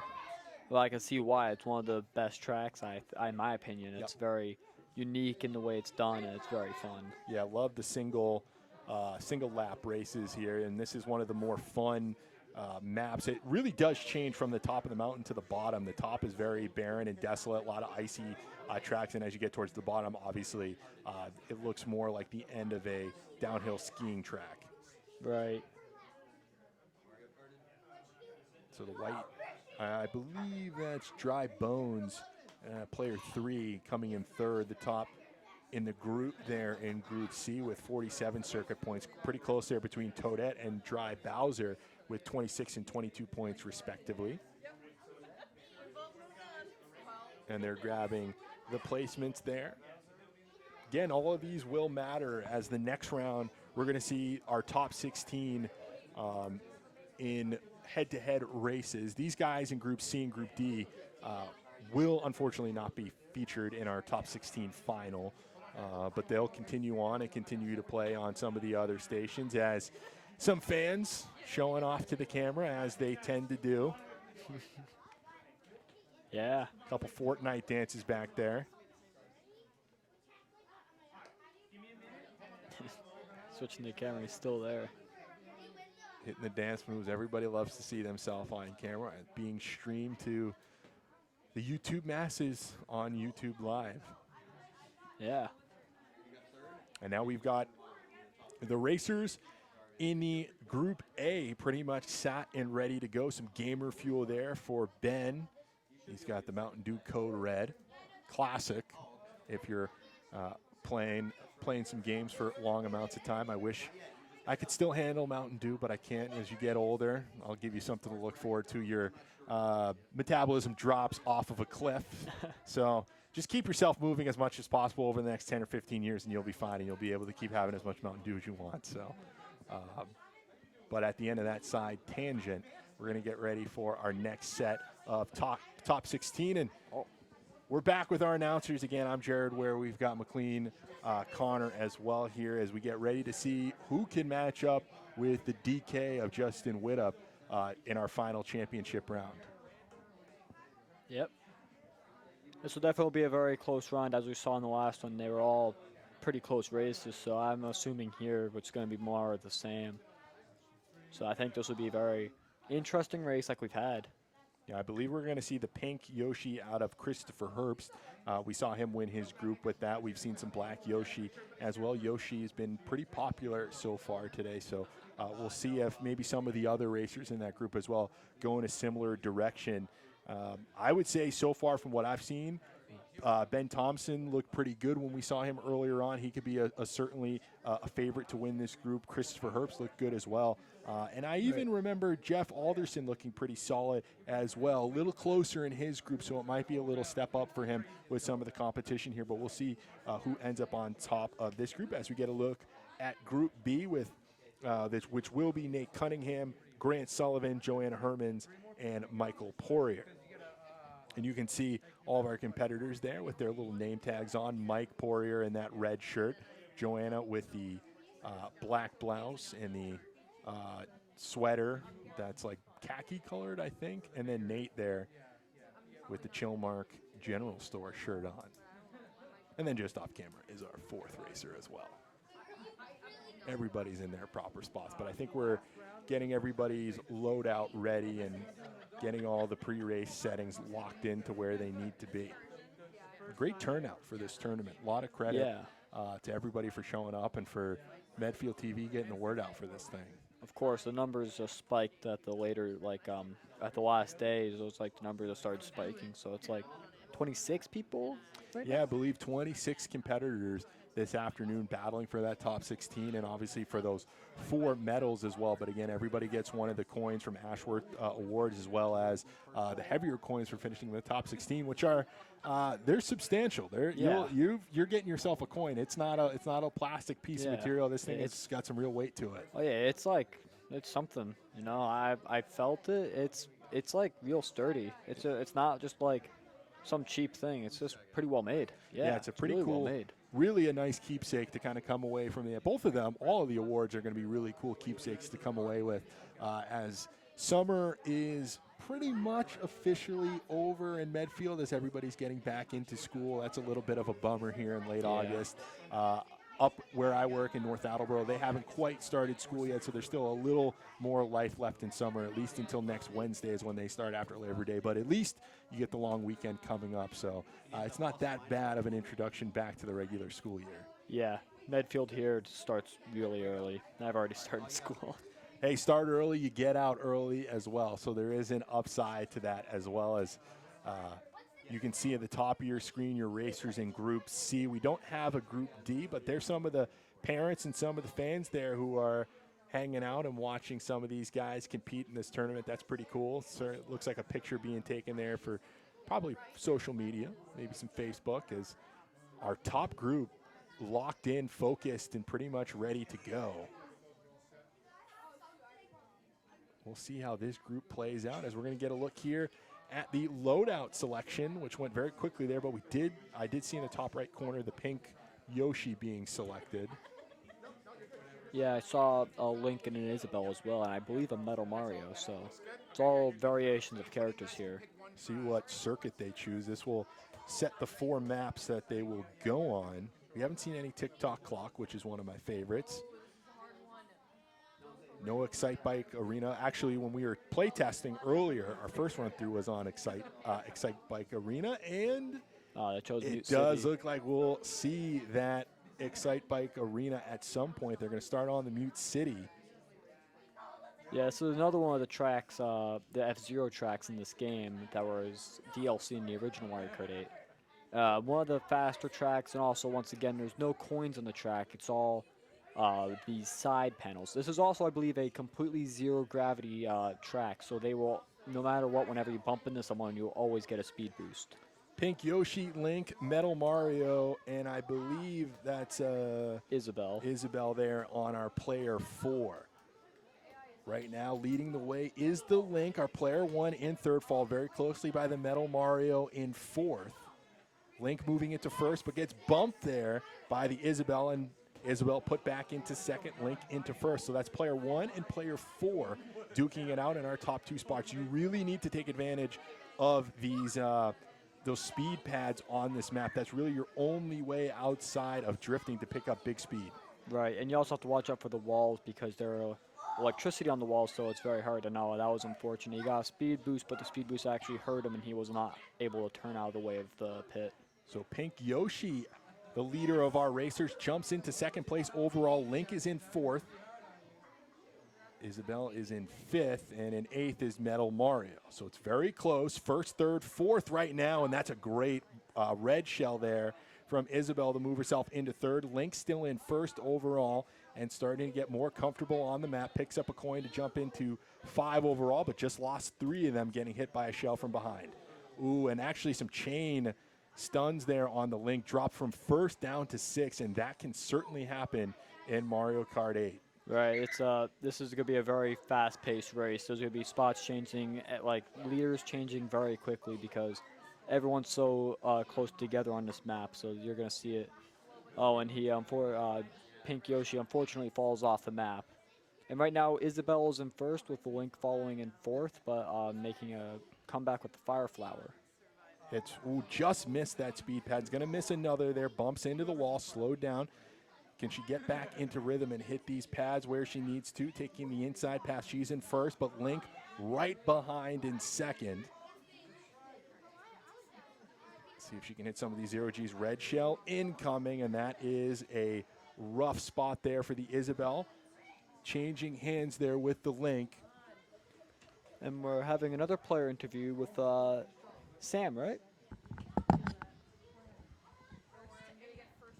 As Sam gets his headset on, we've got our first race here and our second set of Group A. Sam, why don't you introduce yourself to all the viewers right now? Hi, I'm Sam. Yeah. And how'd you do out there in your couple races so far? Not too good. Came in my last round, and then I came in second. Yeah. Nice. That's pretty good, right? Yeah. So how's the tournament been for you so far? Have you enjoyed the competition? Yeah. It's been a good time. Yeah. What is it about Mario Kart 8 that you like so much? It's just like when I got the Switch for my birthday, it was like one of the games that I really wanted, because my friend had a Wii and we would always play it. And so you practice a lot at home? Like last week, yeah, I kind of did. Getting ready. What's your character of choice? Well, I usually would choose I really just choose anyone I want. Yeah. I usually just use my Mii. Yeah. Who'd you use today? I use Latuka and Waluigi. Both good choices. Solid. So you've got another race coming up. I believe you were in the top 16 earlier, right? I don't really know. I'm going to say that you were. I think you were, right? You were racing with some of those other guys in Group B, so you finished up in the top 16. So you do have another race later on today. Is there anything else you want to say to some of the fans who are watching you right now? Follow me on the gram. That's Instagram for some of our older followers there. Sam, thanks for stepping in here for a little bit, and best of luck later on. Thank you. Yeah. All right. Good luck. That was one of our competitors, Sam. Follow him on the gram. He didn't give you his handle, so I don't know how you're going to follow him, but you'll figure it out. What's going on with those invisible ones? Is that like someone with a boo? As we've got the guy. I think this is Group B. As we've got another competitor coming in here for another interview. So why don't you introduce yourself to everybody who's watching right now? I'm like really freaked out, so I don't know what to say. It's okay. Hey, the cameras are not going to bite you, so that's all you have to worry about. So how has your time here been? Have you enjoyed yourself during the tournament? Yeah, really well. You've been having a lot of fun? Yeah. Who did you choose? Who'd you use as your character out there? Shy Guy, Blue. Why'd you choose Shy Guy Blue? Because he's really fast. Did you wear that blue shirt so you would match? No, I just picked it out for today. Huh. So, how has the tournament been for you so far? Like, have you enjoyed yourself? Would this be something you want to do again? Yes, definitely. I would really love to get in the semifinals if I can. But if I don't, that's fine. If my brother does, that's really awesome for our family because I'm really excited. Do you play a lot with your brother? Yeah, we have a Nintendo Switch at our house. And we only have 3 games because we got it at a raffle, and I picked my brother's name. Mm-hmm. Nice. And I'm assuming Mario Kart is one of them? Yeah, Mario Kart Deluxe 8. So is that your favorite Switch game? Super Smash Bros. We've had a lot of Super Smash Bros. Fans. We're going to have a Super Smash Brothers tournament here pretty soon. Is there anything else you want to say to some of the fans who are watching the show right now? Have fun and try your best if you want to join. Awesome. That's you can always look good right advice. look right in this camera right here, give a big wave and a big smile, and say thanks to all the people tuning in.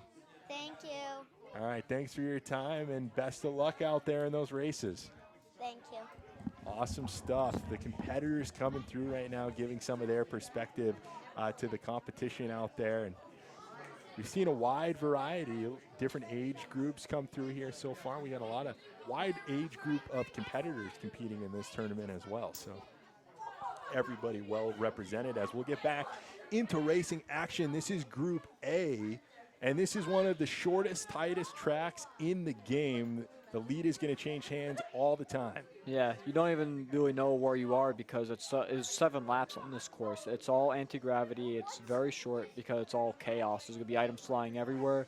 you never really know, like, in relation to other players where someone is because they're all going to be going across the map so quickly.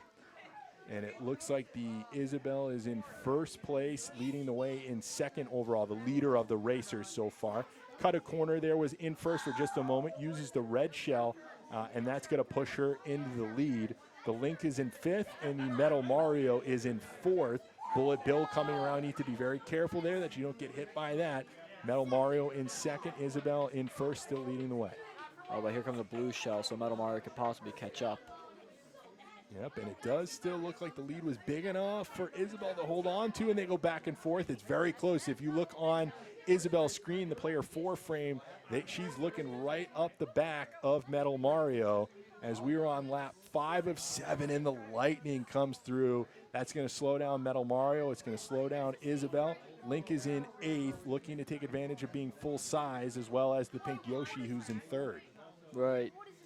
Yeah, and as you can see, there's just items going everywhere. You know, it's like you don't have to be in a higher place to hit the top players with items here. The Metal Mario and the Isabel go 1-2. The pink Yoshi in 3rd. So 3 of our racers finished in the top 3 spots. And looking at the Grand Prix scores, it looked like the Isabel leading the way with 37 Grand Prix points, but it's very, very close here in this second set of Group A. Yep. Certainly anybody's game to win as we'll rotate our way to Group B. Nate Cunningham, Grant Sullivan, Joanna Hermans, and Michael Poirier going head-to-head. Once again, we're at Big Blue, nearing the end of it. And it's a very close race, it seems. You got all the players are grouped together, so it's really anyone's game, even if you're like. So, but it looks like right now it's Pink Gold Peach in first, Bowser Jr. third, and Wario fourth, and Shy Guy in sixth. Ooh, the Shy Guy with 32 Grand Prix points leading the way over Wario and Pink Gold Peach. Very close there, though, between second and third in this Group B, and some long breaths being let out by the competitors. It's a tough competition out there in Group B as we're going to jump back over to Group A. Again, somebody looking to punch their ticket in the finals, and it's the SNES version of Rainbow Road, and this is a tough one. Yeah, it's a very popular map, but also a very hard map. So, yeah, it's really going to be interesting to see how people handle this one. Metal Mario leading the way off the map. Isabel drops from 3rd to 4th. Ooh, a risky strategy there from the pink Yoshi, but it works out. He's going to split the 2 thwomps. He's in 3rd. The red shell's going to push him into 2nd. The Metal Mario's in 1st. He can see him on his screen up there on the player 2 side. Oh, and another red shell, so he might be able to catch up right now. Great usage of the bouncing part of the map there by the pink Yoshi to get a speed boost. He's going to use the drift to push himself into 1st, but cut a little early. Actually, it looked like he was trying to purposely drop into 2nd place so he didn't get hit by the blue shell. High-level strat there, didn't pay off, and the pink Yoshi drops into 3rd and goes off the map. Falls off. Yeah, the Metal Mario now in 2nd, moves into 1st as the thwomp takes out one of the other racers. This is going to be the completion of lap number 2. The Metal Mario holding on to the mushroom. Isabel is in 3rd. And this blooper is going to make it very hard because while you can't see a lot of your screen, you're also going to lose control of your vehicle a lot easier. So on a skinny map like this, it's going to be easy to fall off while drifting.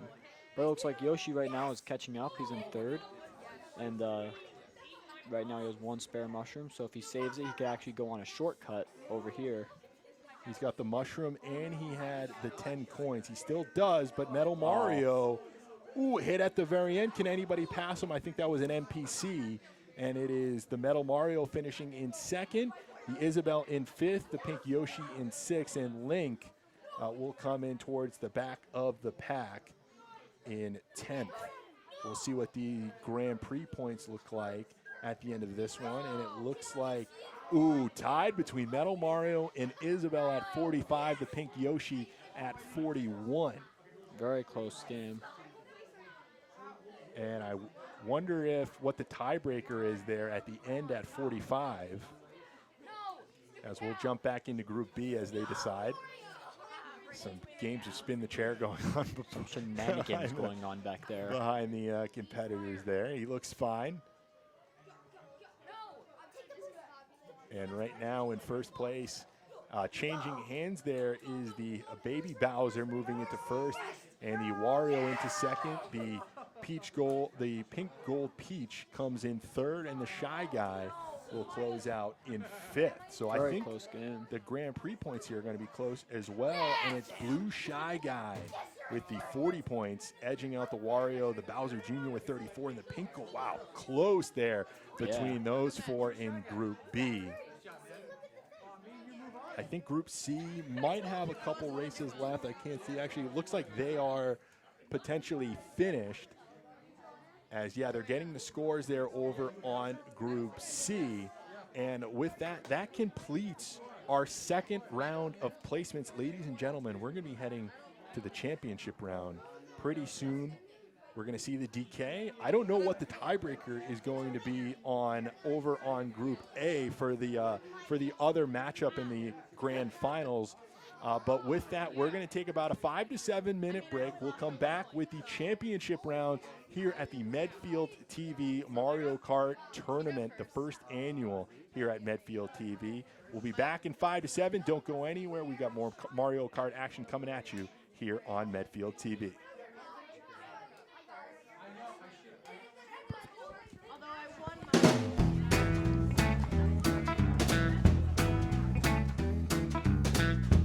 Polo in the Country is a festive fall Sunday afternoon for family, friends, and especially for children. It is held at the Norfolk Hunt Club Steeplechase Field at 240 North Street, Medfield. Gates open at 11 a.m., activities start at 12:15, and the polo match itself begins at 1. This is a highlight of the Medfield area, with attendance growing to over 1,000 people, so be sure to come this year. Proceeds are used for the benefit of preserving and protecting the natural environment, open space, and recreational areas. The rain date is Sunday, September 15th. The polo match is between two historic teams, Dedham Polo and the Norfolk Hunt Polo. Matches have been a long-standing event going back to 1888. It's exciting to play, very fast, and thrilling to watch. Although the details are still being worked out, the halftime show will have special features that's different from earlier years. Children from the Norfolk Hunt Pony Club will be participating in a riding agility exercise, races, and games mounted on miniature horses. By a sudden death, we saw two racers tied at 45 championship Grand Prix points. So they're going to race, I believe. I believe it's going to be one race, a sudden death between those two to decide who goes on to the final against that DK. So there's a look at the two competitors, looking pretty loose, looking pretty confident. Again, 45 Grand Prix points between the two of them. And it's going to come down to sudden death dodgeball. If you get the reference, you know what's going on there. So Ribbon Road is going to be the track from the Game Boy Advance version of Mario Kart. This is one of the harder tracks I find, because that one section later on the ribbon that moves a lot, I think that's one of the harder ones, because if you jump on all of them, you have a high chance of falling off and losing control. So that is one of the things you have to keep in mind. Clean start from both of the racers. That's something we actually really haven't talked about, because we haven't seen many starts to races, is that you want to hold kind of the charge of your cart before the countdown hits 0, because if you can actually backfire your engine, and that really sets you behind off the jump. Right, there's a specific timing for getting the highest boost, which will give you a head start in the race. Usually it's around the 2-second mark is when you want to start holding the A button, which is to accelerate. The Isabel was in first, hit by the red shell in third. Now our two competitors are in third and in fourth. Again, this is sudden death between the Metal Mario and the Isabel. The Isabel using the mushroom to get that shortcut there in between some of those pillars. She's using the red shell defensively as there's an incoming red shell. Metal Mario gets hit by a green shell from behind, but the blue shell is going to be huge, and Isabel's going to drop from first to second. Metal Mario is in third right behind. Make sure you don't get hit by one of those wind-up toys. Both of them weaving their way in between the two.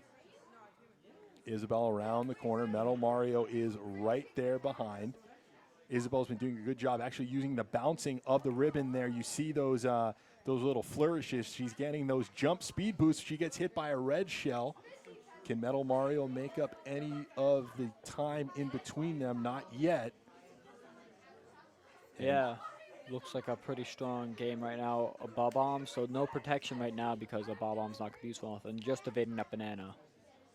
So this might be a very close race. Right now Mario has, oh, and another blue shell. So that's 2 blue shells this round. That's very uncommon. Yeah, that is tough for the Isabel, but Metal Mario all the way back now in 7th place in this sudden death race, all the way back to 10th.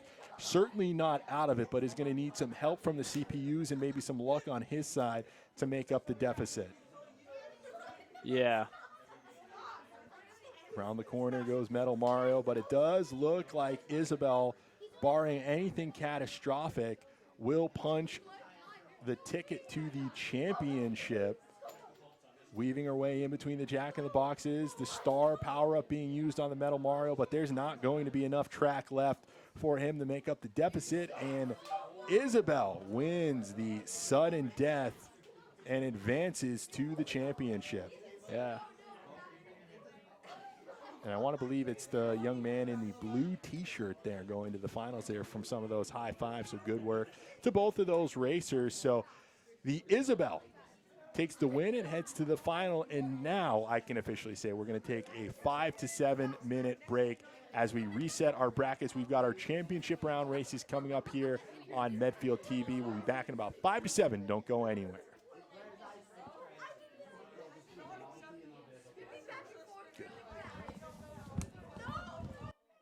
Polo in the Country is a festive fall Sunday afternoon for family, friends, and especially for children. It is held at the Norfolk Hunt Club Steeplechase Field at 240 North Street, Medfield. Gates open at 11 a.m., activities start at 12:15, and the polo match itself begins at 1. This is a highlight of the Medfield area with attendance growing to over 1,000 people, so be sure to come this year. Proceeds are used for the benefit of preserving and protecting the natural environment, open space, and recreational areas. The rain date is Sunday, September 15th. The polo match is between 2 historic teams, Dedham Polo and the Norfolk Hunt Polo. Matches have been a long-standing event going back to 1888. It's exciting to play, very fast, and thrilling to watch. Although the details are still being worked out, the halftime show will have special features that's different from earlier years. Children from the Norfolk Hunt Pony Club will be participating in a riding agility exercise, races, and games mounted on miniature horses, ponies, and other equines. Gymkhana may be included, demonstrating a set of historic contests that have many different versions to them. Some involve speed, others on different types of agility, dexterity, and coordination among the players. During halftime, the parade of the Norfolk Hunt Club Hounds is a tradition that all will enjoy. The pack will be led by huntsman Elise Phipps, master foxhounds, and whippers in from the Norfolk Hunt Club. This will exhibit amazing control and obedience of the hounds and replicated fox hunting exercises. Children will be able to meet the hounds and the riders on the field following the demonstration. Always a highlight of the day is the tailgate contest with awards given to the top winner in 4 different categories. Newcomers, for the winner who has never won before and never attended polo but displays lots of cheer and enthusiasm. Horsing around for funniest, most equine, or most thoroughly done up. Attention will be paid to details, humor, and style. Tailgate Master, the winner who is a Norfolk Hunt Club member or has won before and has a lot of enthusiasm and shows creativity. And the 4th category is Farm to Table, the tailgate that displays exquisite, delicious food, style, and detail. Now for the kids, there are plenty of other things for children to do, including pony rides, face painting, and the highly anticipated candy toss, which is held at the end of the match. Food and drinks are available on site. 3 types of seating are available: general admission, reserved tailgate spots, and reserved table seating. General admission is $20 for adults and $5 for children, payable as you enter. Tailgate spots at field site are $115 by advance reservation only. Table seating is $40 per seat or $300 per table for 8 and must be reserved in advance. We are also offering an advance pre-purchase incentive where general admission is only $15 per adult and $5 for each child if tickets are purchased before August 31st. And parking is free. To purchase tickets, call 508-250-9953 or email norfolkpolo@gmail.com. For more information, see our website, www.norfolkhunt.com/polo, or find us on Facebook at Norfolk Hunt Club. Thank you, and we'll see you at the Steeplechase Field on Sunday, September 8th.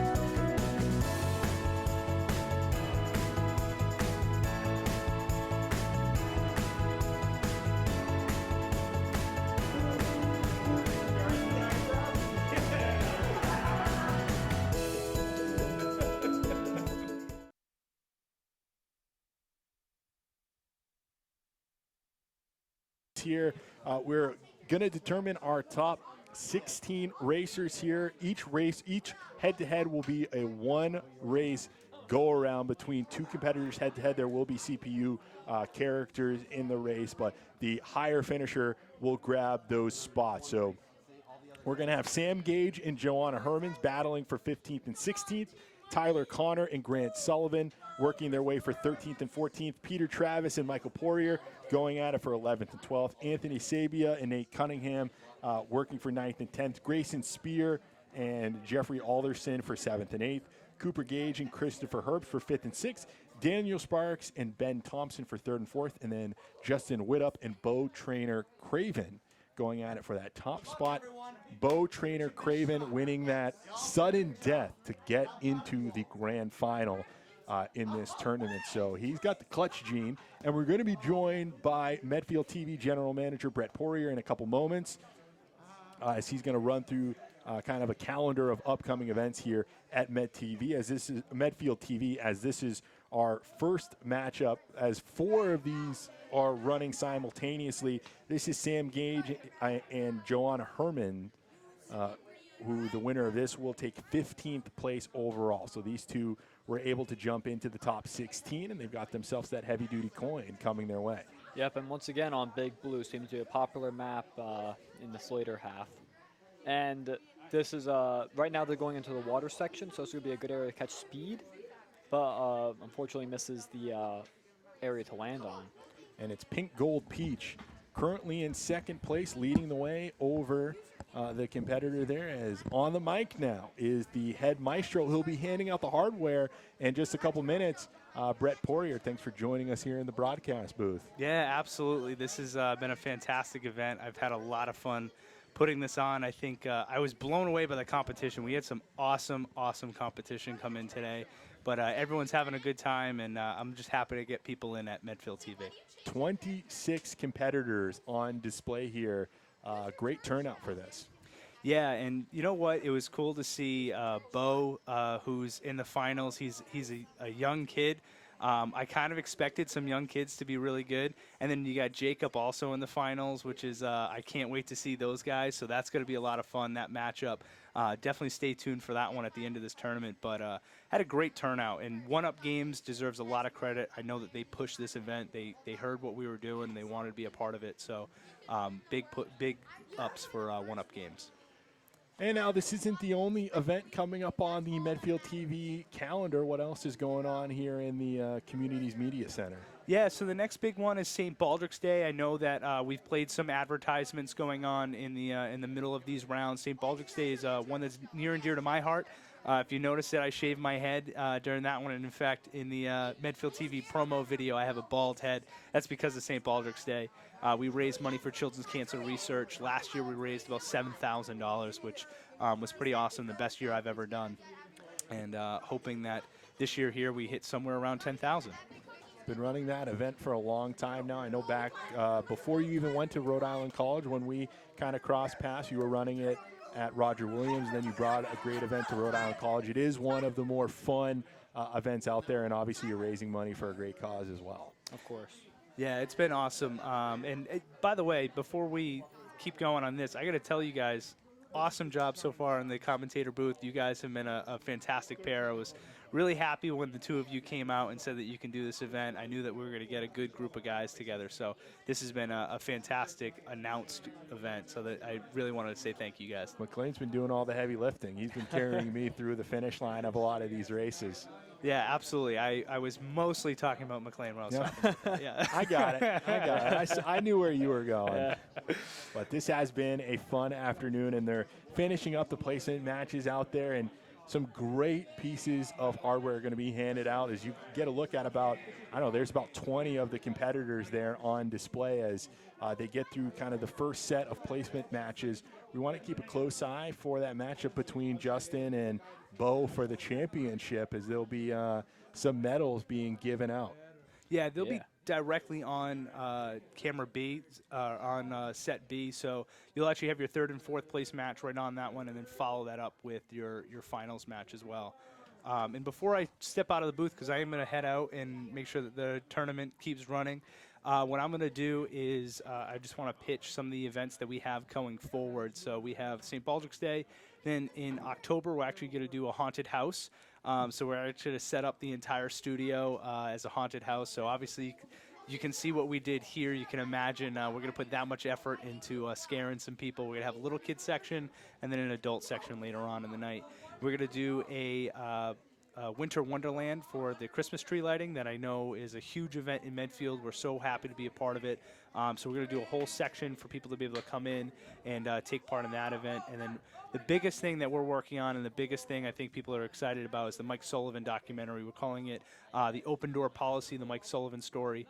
And obviously 44 years as town administrator. He was the longest tenured town administrator in American history, which is unbelievable. We were so lucky in Medfield to have him part of our town, and we're doing a great documentary on him.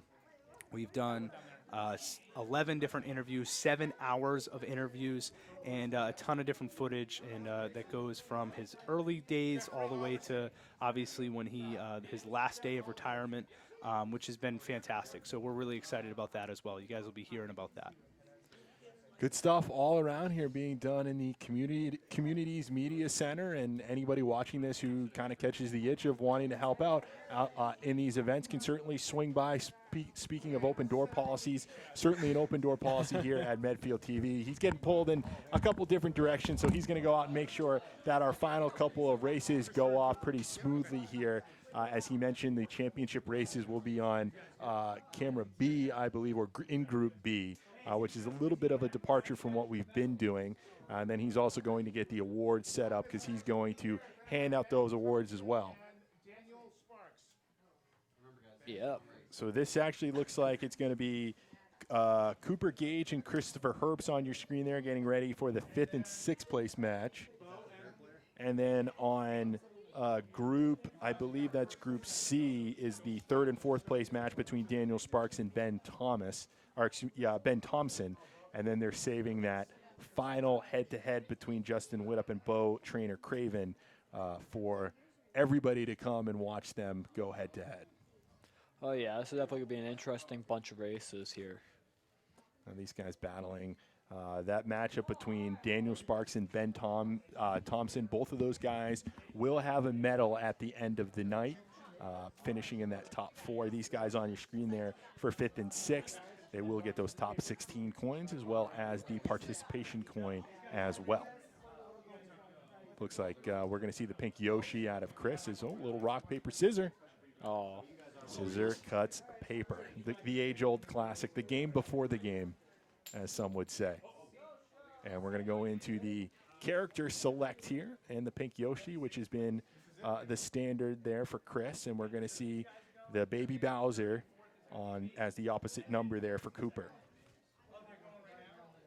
Yeah. Definitely a difference where we have one cart and then one bike here, so definitely be interesting to see how that will affect their race styles. The Hyrulean glider being used there by the pink Yoshi, down to 100cc race, and actually they're going to bump that up to 150. Everything looks pretty good. Our tournament officials going around and making sure everything is stock standard the way it needs to be. Again, this is just one race, so where they're going to decide on the track that they're going to hit. I wonder if we're going to see anything new here. Toad Harbor, one of my favorites. We'll see if they go there. Nope, they're going to go Twisted Mansion, which we have seen. Yes. I was really hoping to see Dolphin Shoals today. That's one of my favorite courses. Yeah, I haven't been there whatsoever so far. One of the things with the way things have gone in the stage select, but Twisted Mansion for the 2nd time, at least that I can remember, maybe the 3rd, again draws inspiration from the GameCube game Luigi's Mansion, one of the release games back on the GameCube many, many, many years ago. Again, GameCube might be a little before your time. Maybe you played Super Smash Brothers on there? I was a little bit too late for the GameCube, just like a little bit too late, just missed it. Yeah, the N64 had a little more longevity in terms of still kicking around. I still know people who have N64s. I don't know many people who have Nintendo GameCube sitting around, though I wish I kept my GameCube controllers because they were selling for a pretty penny when the Switch first came out, because that's the standard pad for Super Smash Brothers, and they were selling for like $100 on eBay, and I had 4 of them. Yeah, I have. I got mine for Smash Bros. When the Wii U one came out, and I just have. I still have that one, so I got to keep that, so I didn't have to buy a new one. I believe it was cheaper back then, so. Yep. I could have sold that, but I've kept mine for now. Looks like the pink Yoshi leading the race ahead of the baby Bowser, who's in 7th, who's ghosted, and he has the boomerang to work with. It's a tough power-up. It's pretty powerful, but it takes a lot of aim and a lot of precision there. You see knocking the full-size Bowser down and jumping into 8th place. Yeah. Definitely an interesting weapon because it can hit people on the way forward and then the way back. Yep. So it's a very interesting item. Can chain those stuns together to really help you move up the pack. And the pink Yoshi in 1st place. We're on the 2nd lap of 3 on Twisted Mansion. This is a matchup for 5th and 6th place overall in the tournament. These guys came up just a little bit short in their groups to end up in this matchup, but still good turnouts overall for both. Oh, going for that coin and denied by the hammer is the pink Yoshi. That drops. Oh, but he misses a blue shell, so he gets to avoid that, and yeah, that's pretty good. Patient racing there, too. Waited for that blue shell to explode. Actually totally decelerated there to make sure he didn't get caught up in the fracas. 10 coins for both of the racers, 1st place and 10th place. The player 2, pink Yoshi, I believe that's Chris Herbst, currently leading the way in this matchup with Cooper Gage. Yeah. And it's been all the pink Yoshi Again, still has those 10 coins, leading overall not only the one competitor that he's going against, but the rest of the computer program users. Yeah, definitely has a good lead here. He's going to pick up those coins, and he will clutch out 5th place with the overall win. So going out in style, just missing out on his spot in the grand final there, but taking the win. And yeah, the thumbs up for the camera.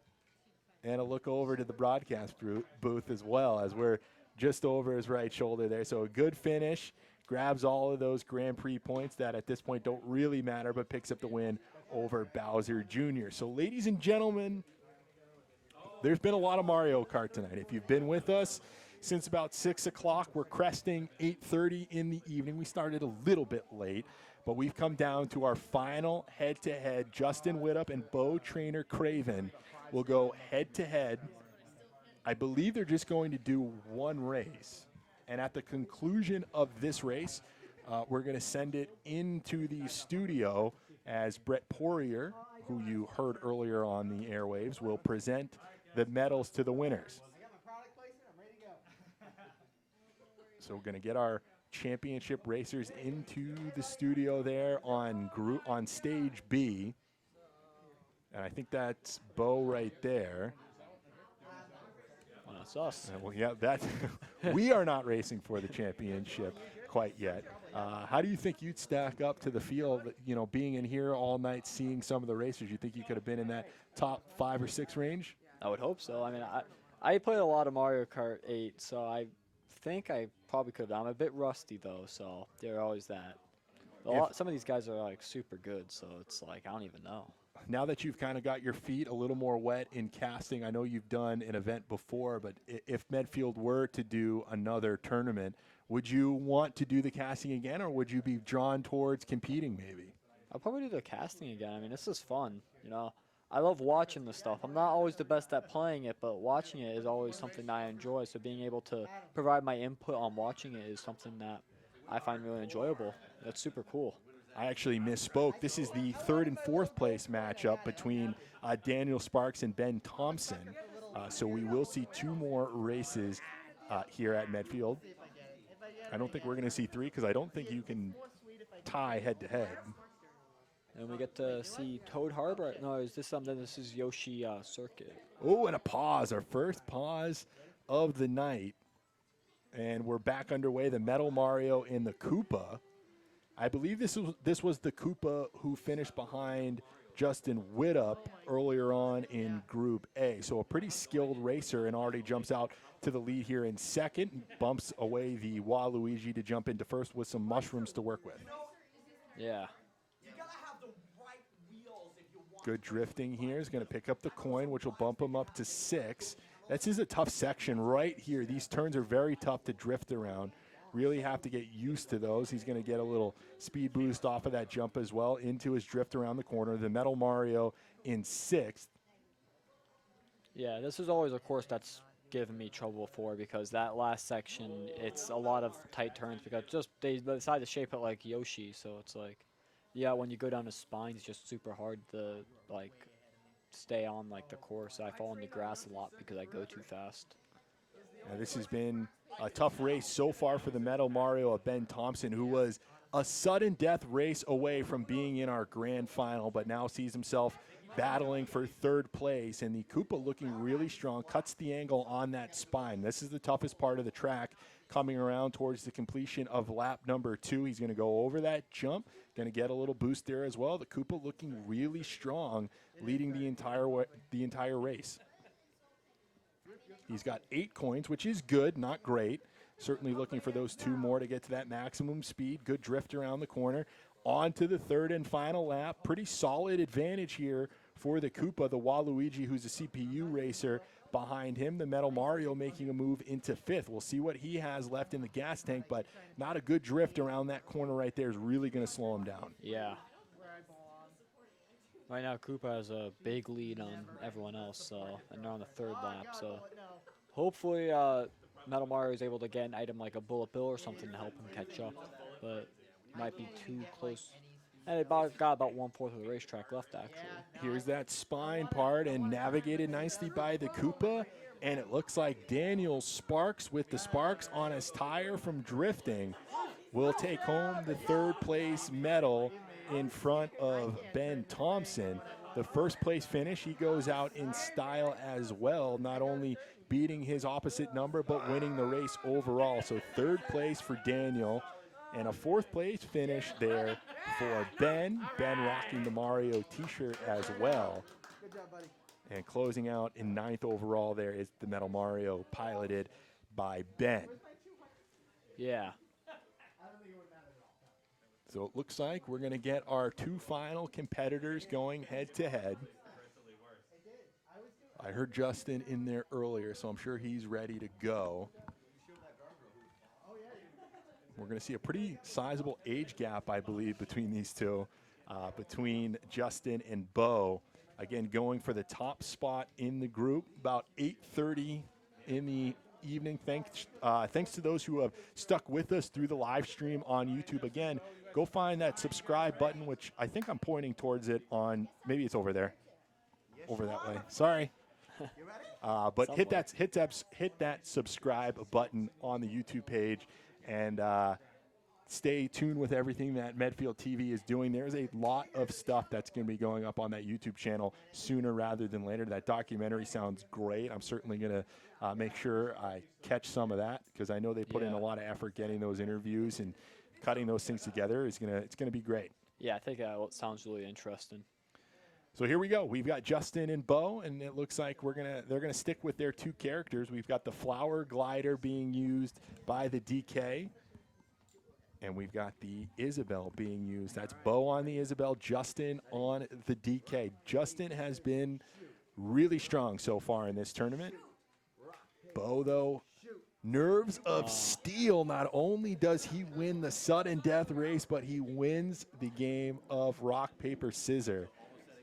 I wonder if that is for stage selection. I believe it is. I think it's whoever wins gets to choose the stage, which can be very useful because a stage that someone might find hard, the other one might find easy. So it's a very and you see Ribbon Road here. I love it. I love it from Bo. He won. He clutched out the sudden death on Ribbon Road, and he goes right back to it in what is another sudden death game for him, looking to take home the title. So sticking with home comfort here, Ribbon Road, title on the line. We'll see who gets the clean start. You can hear a pin drop out in the studio, both of them off the line clean. Bo jumps up into 4th, actually 3rd now, but Justin's into 3rd. They exchange positions, 2nd and 3rd overall. Red shell. That was a nice one. And he didn't get over. He had to get the air assistance there, missed it by only a couple pixels there. He would have been clean over that jump, and that is a big setback for the Isabel. Let's see how Bo is able to respond. He was able to use these bounces in the track earlier, and using those to his advantage. He's got the fire plant, and he used it on Justin to jump into 3rd. Throws a couple more fireballs behind him. Justin avoiding those now. Another tough shell. The shell luck right now has been tough for the Isabel. We'll see if she tries to cut the corner. She does not, and a wrong drift there as well from Bo, so that's going to set him back. Justin moves into 3rd on the DK. Yeah, it's a very close race right now.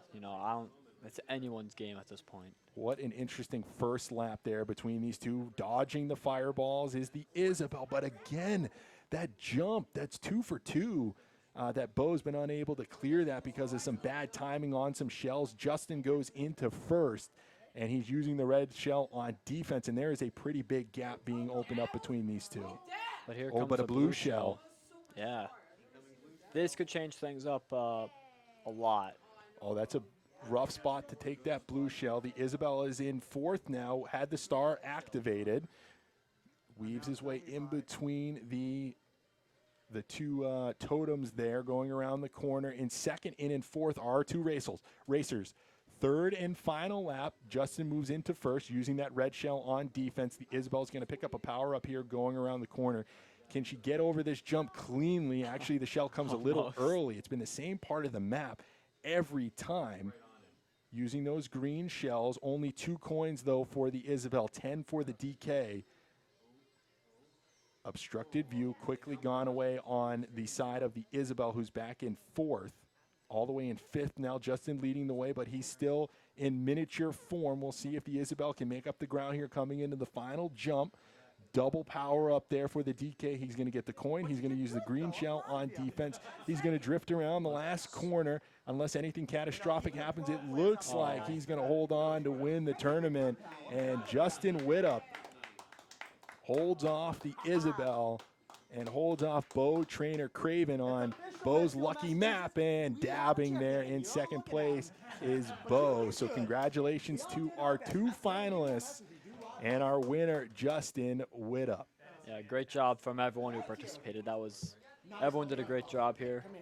Great sportsmanship on display there between those two. A shake of the hands and a hug as well. And I think they're going to take a second to get the camera set up for the trophy or the medal presentation there to our top 4. And I believe they're going to hand out the coins as well to the top 16. And actually, we're not going to hand out the awards. We'll throw up the results online on either the Facebook or Instagram page. We're going to bring in the GM, Brett Poirier, one more time to close out the night.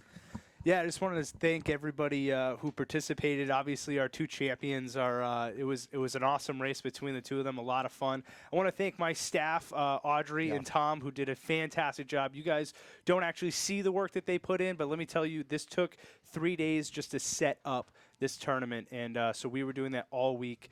Tom and Audrey in the back there, they made this whole thing happen.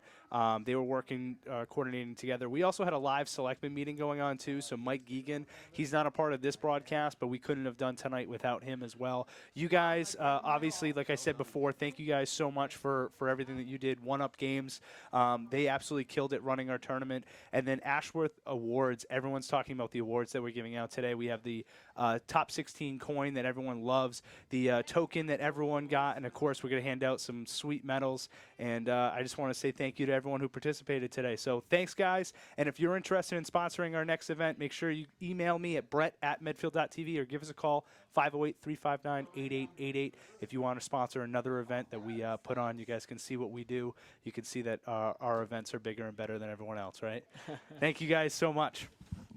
And thank you guys for tuning in, and we'll catch you next time at Medfield TV. Again, a bunch of events coming up. Thank you for tuning into this broadcast. For McLean Connor, I'm Jared Ware. See you guys later. Bye. So should I shut down the TVs? Okay. Good work, man. That was awesome. Thank you. Yeah, that was fun. Yeah, that was a blast.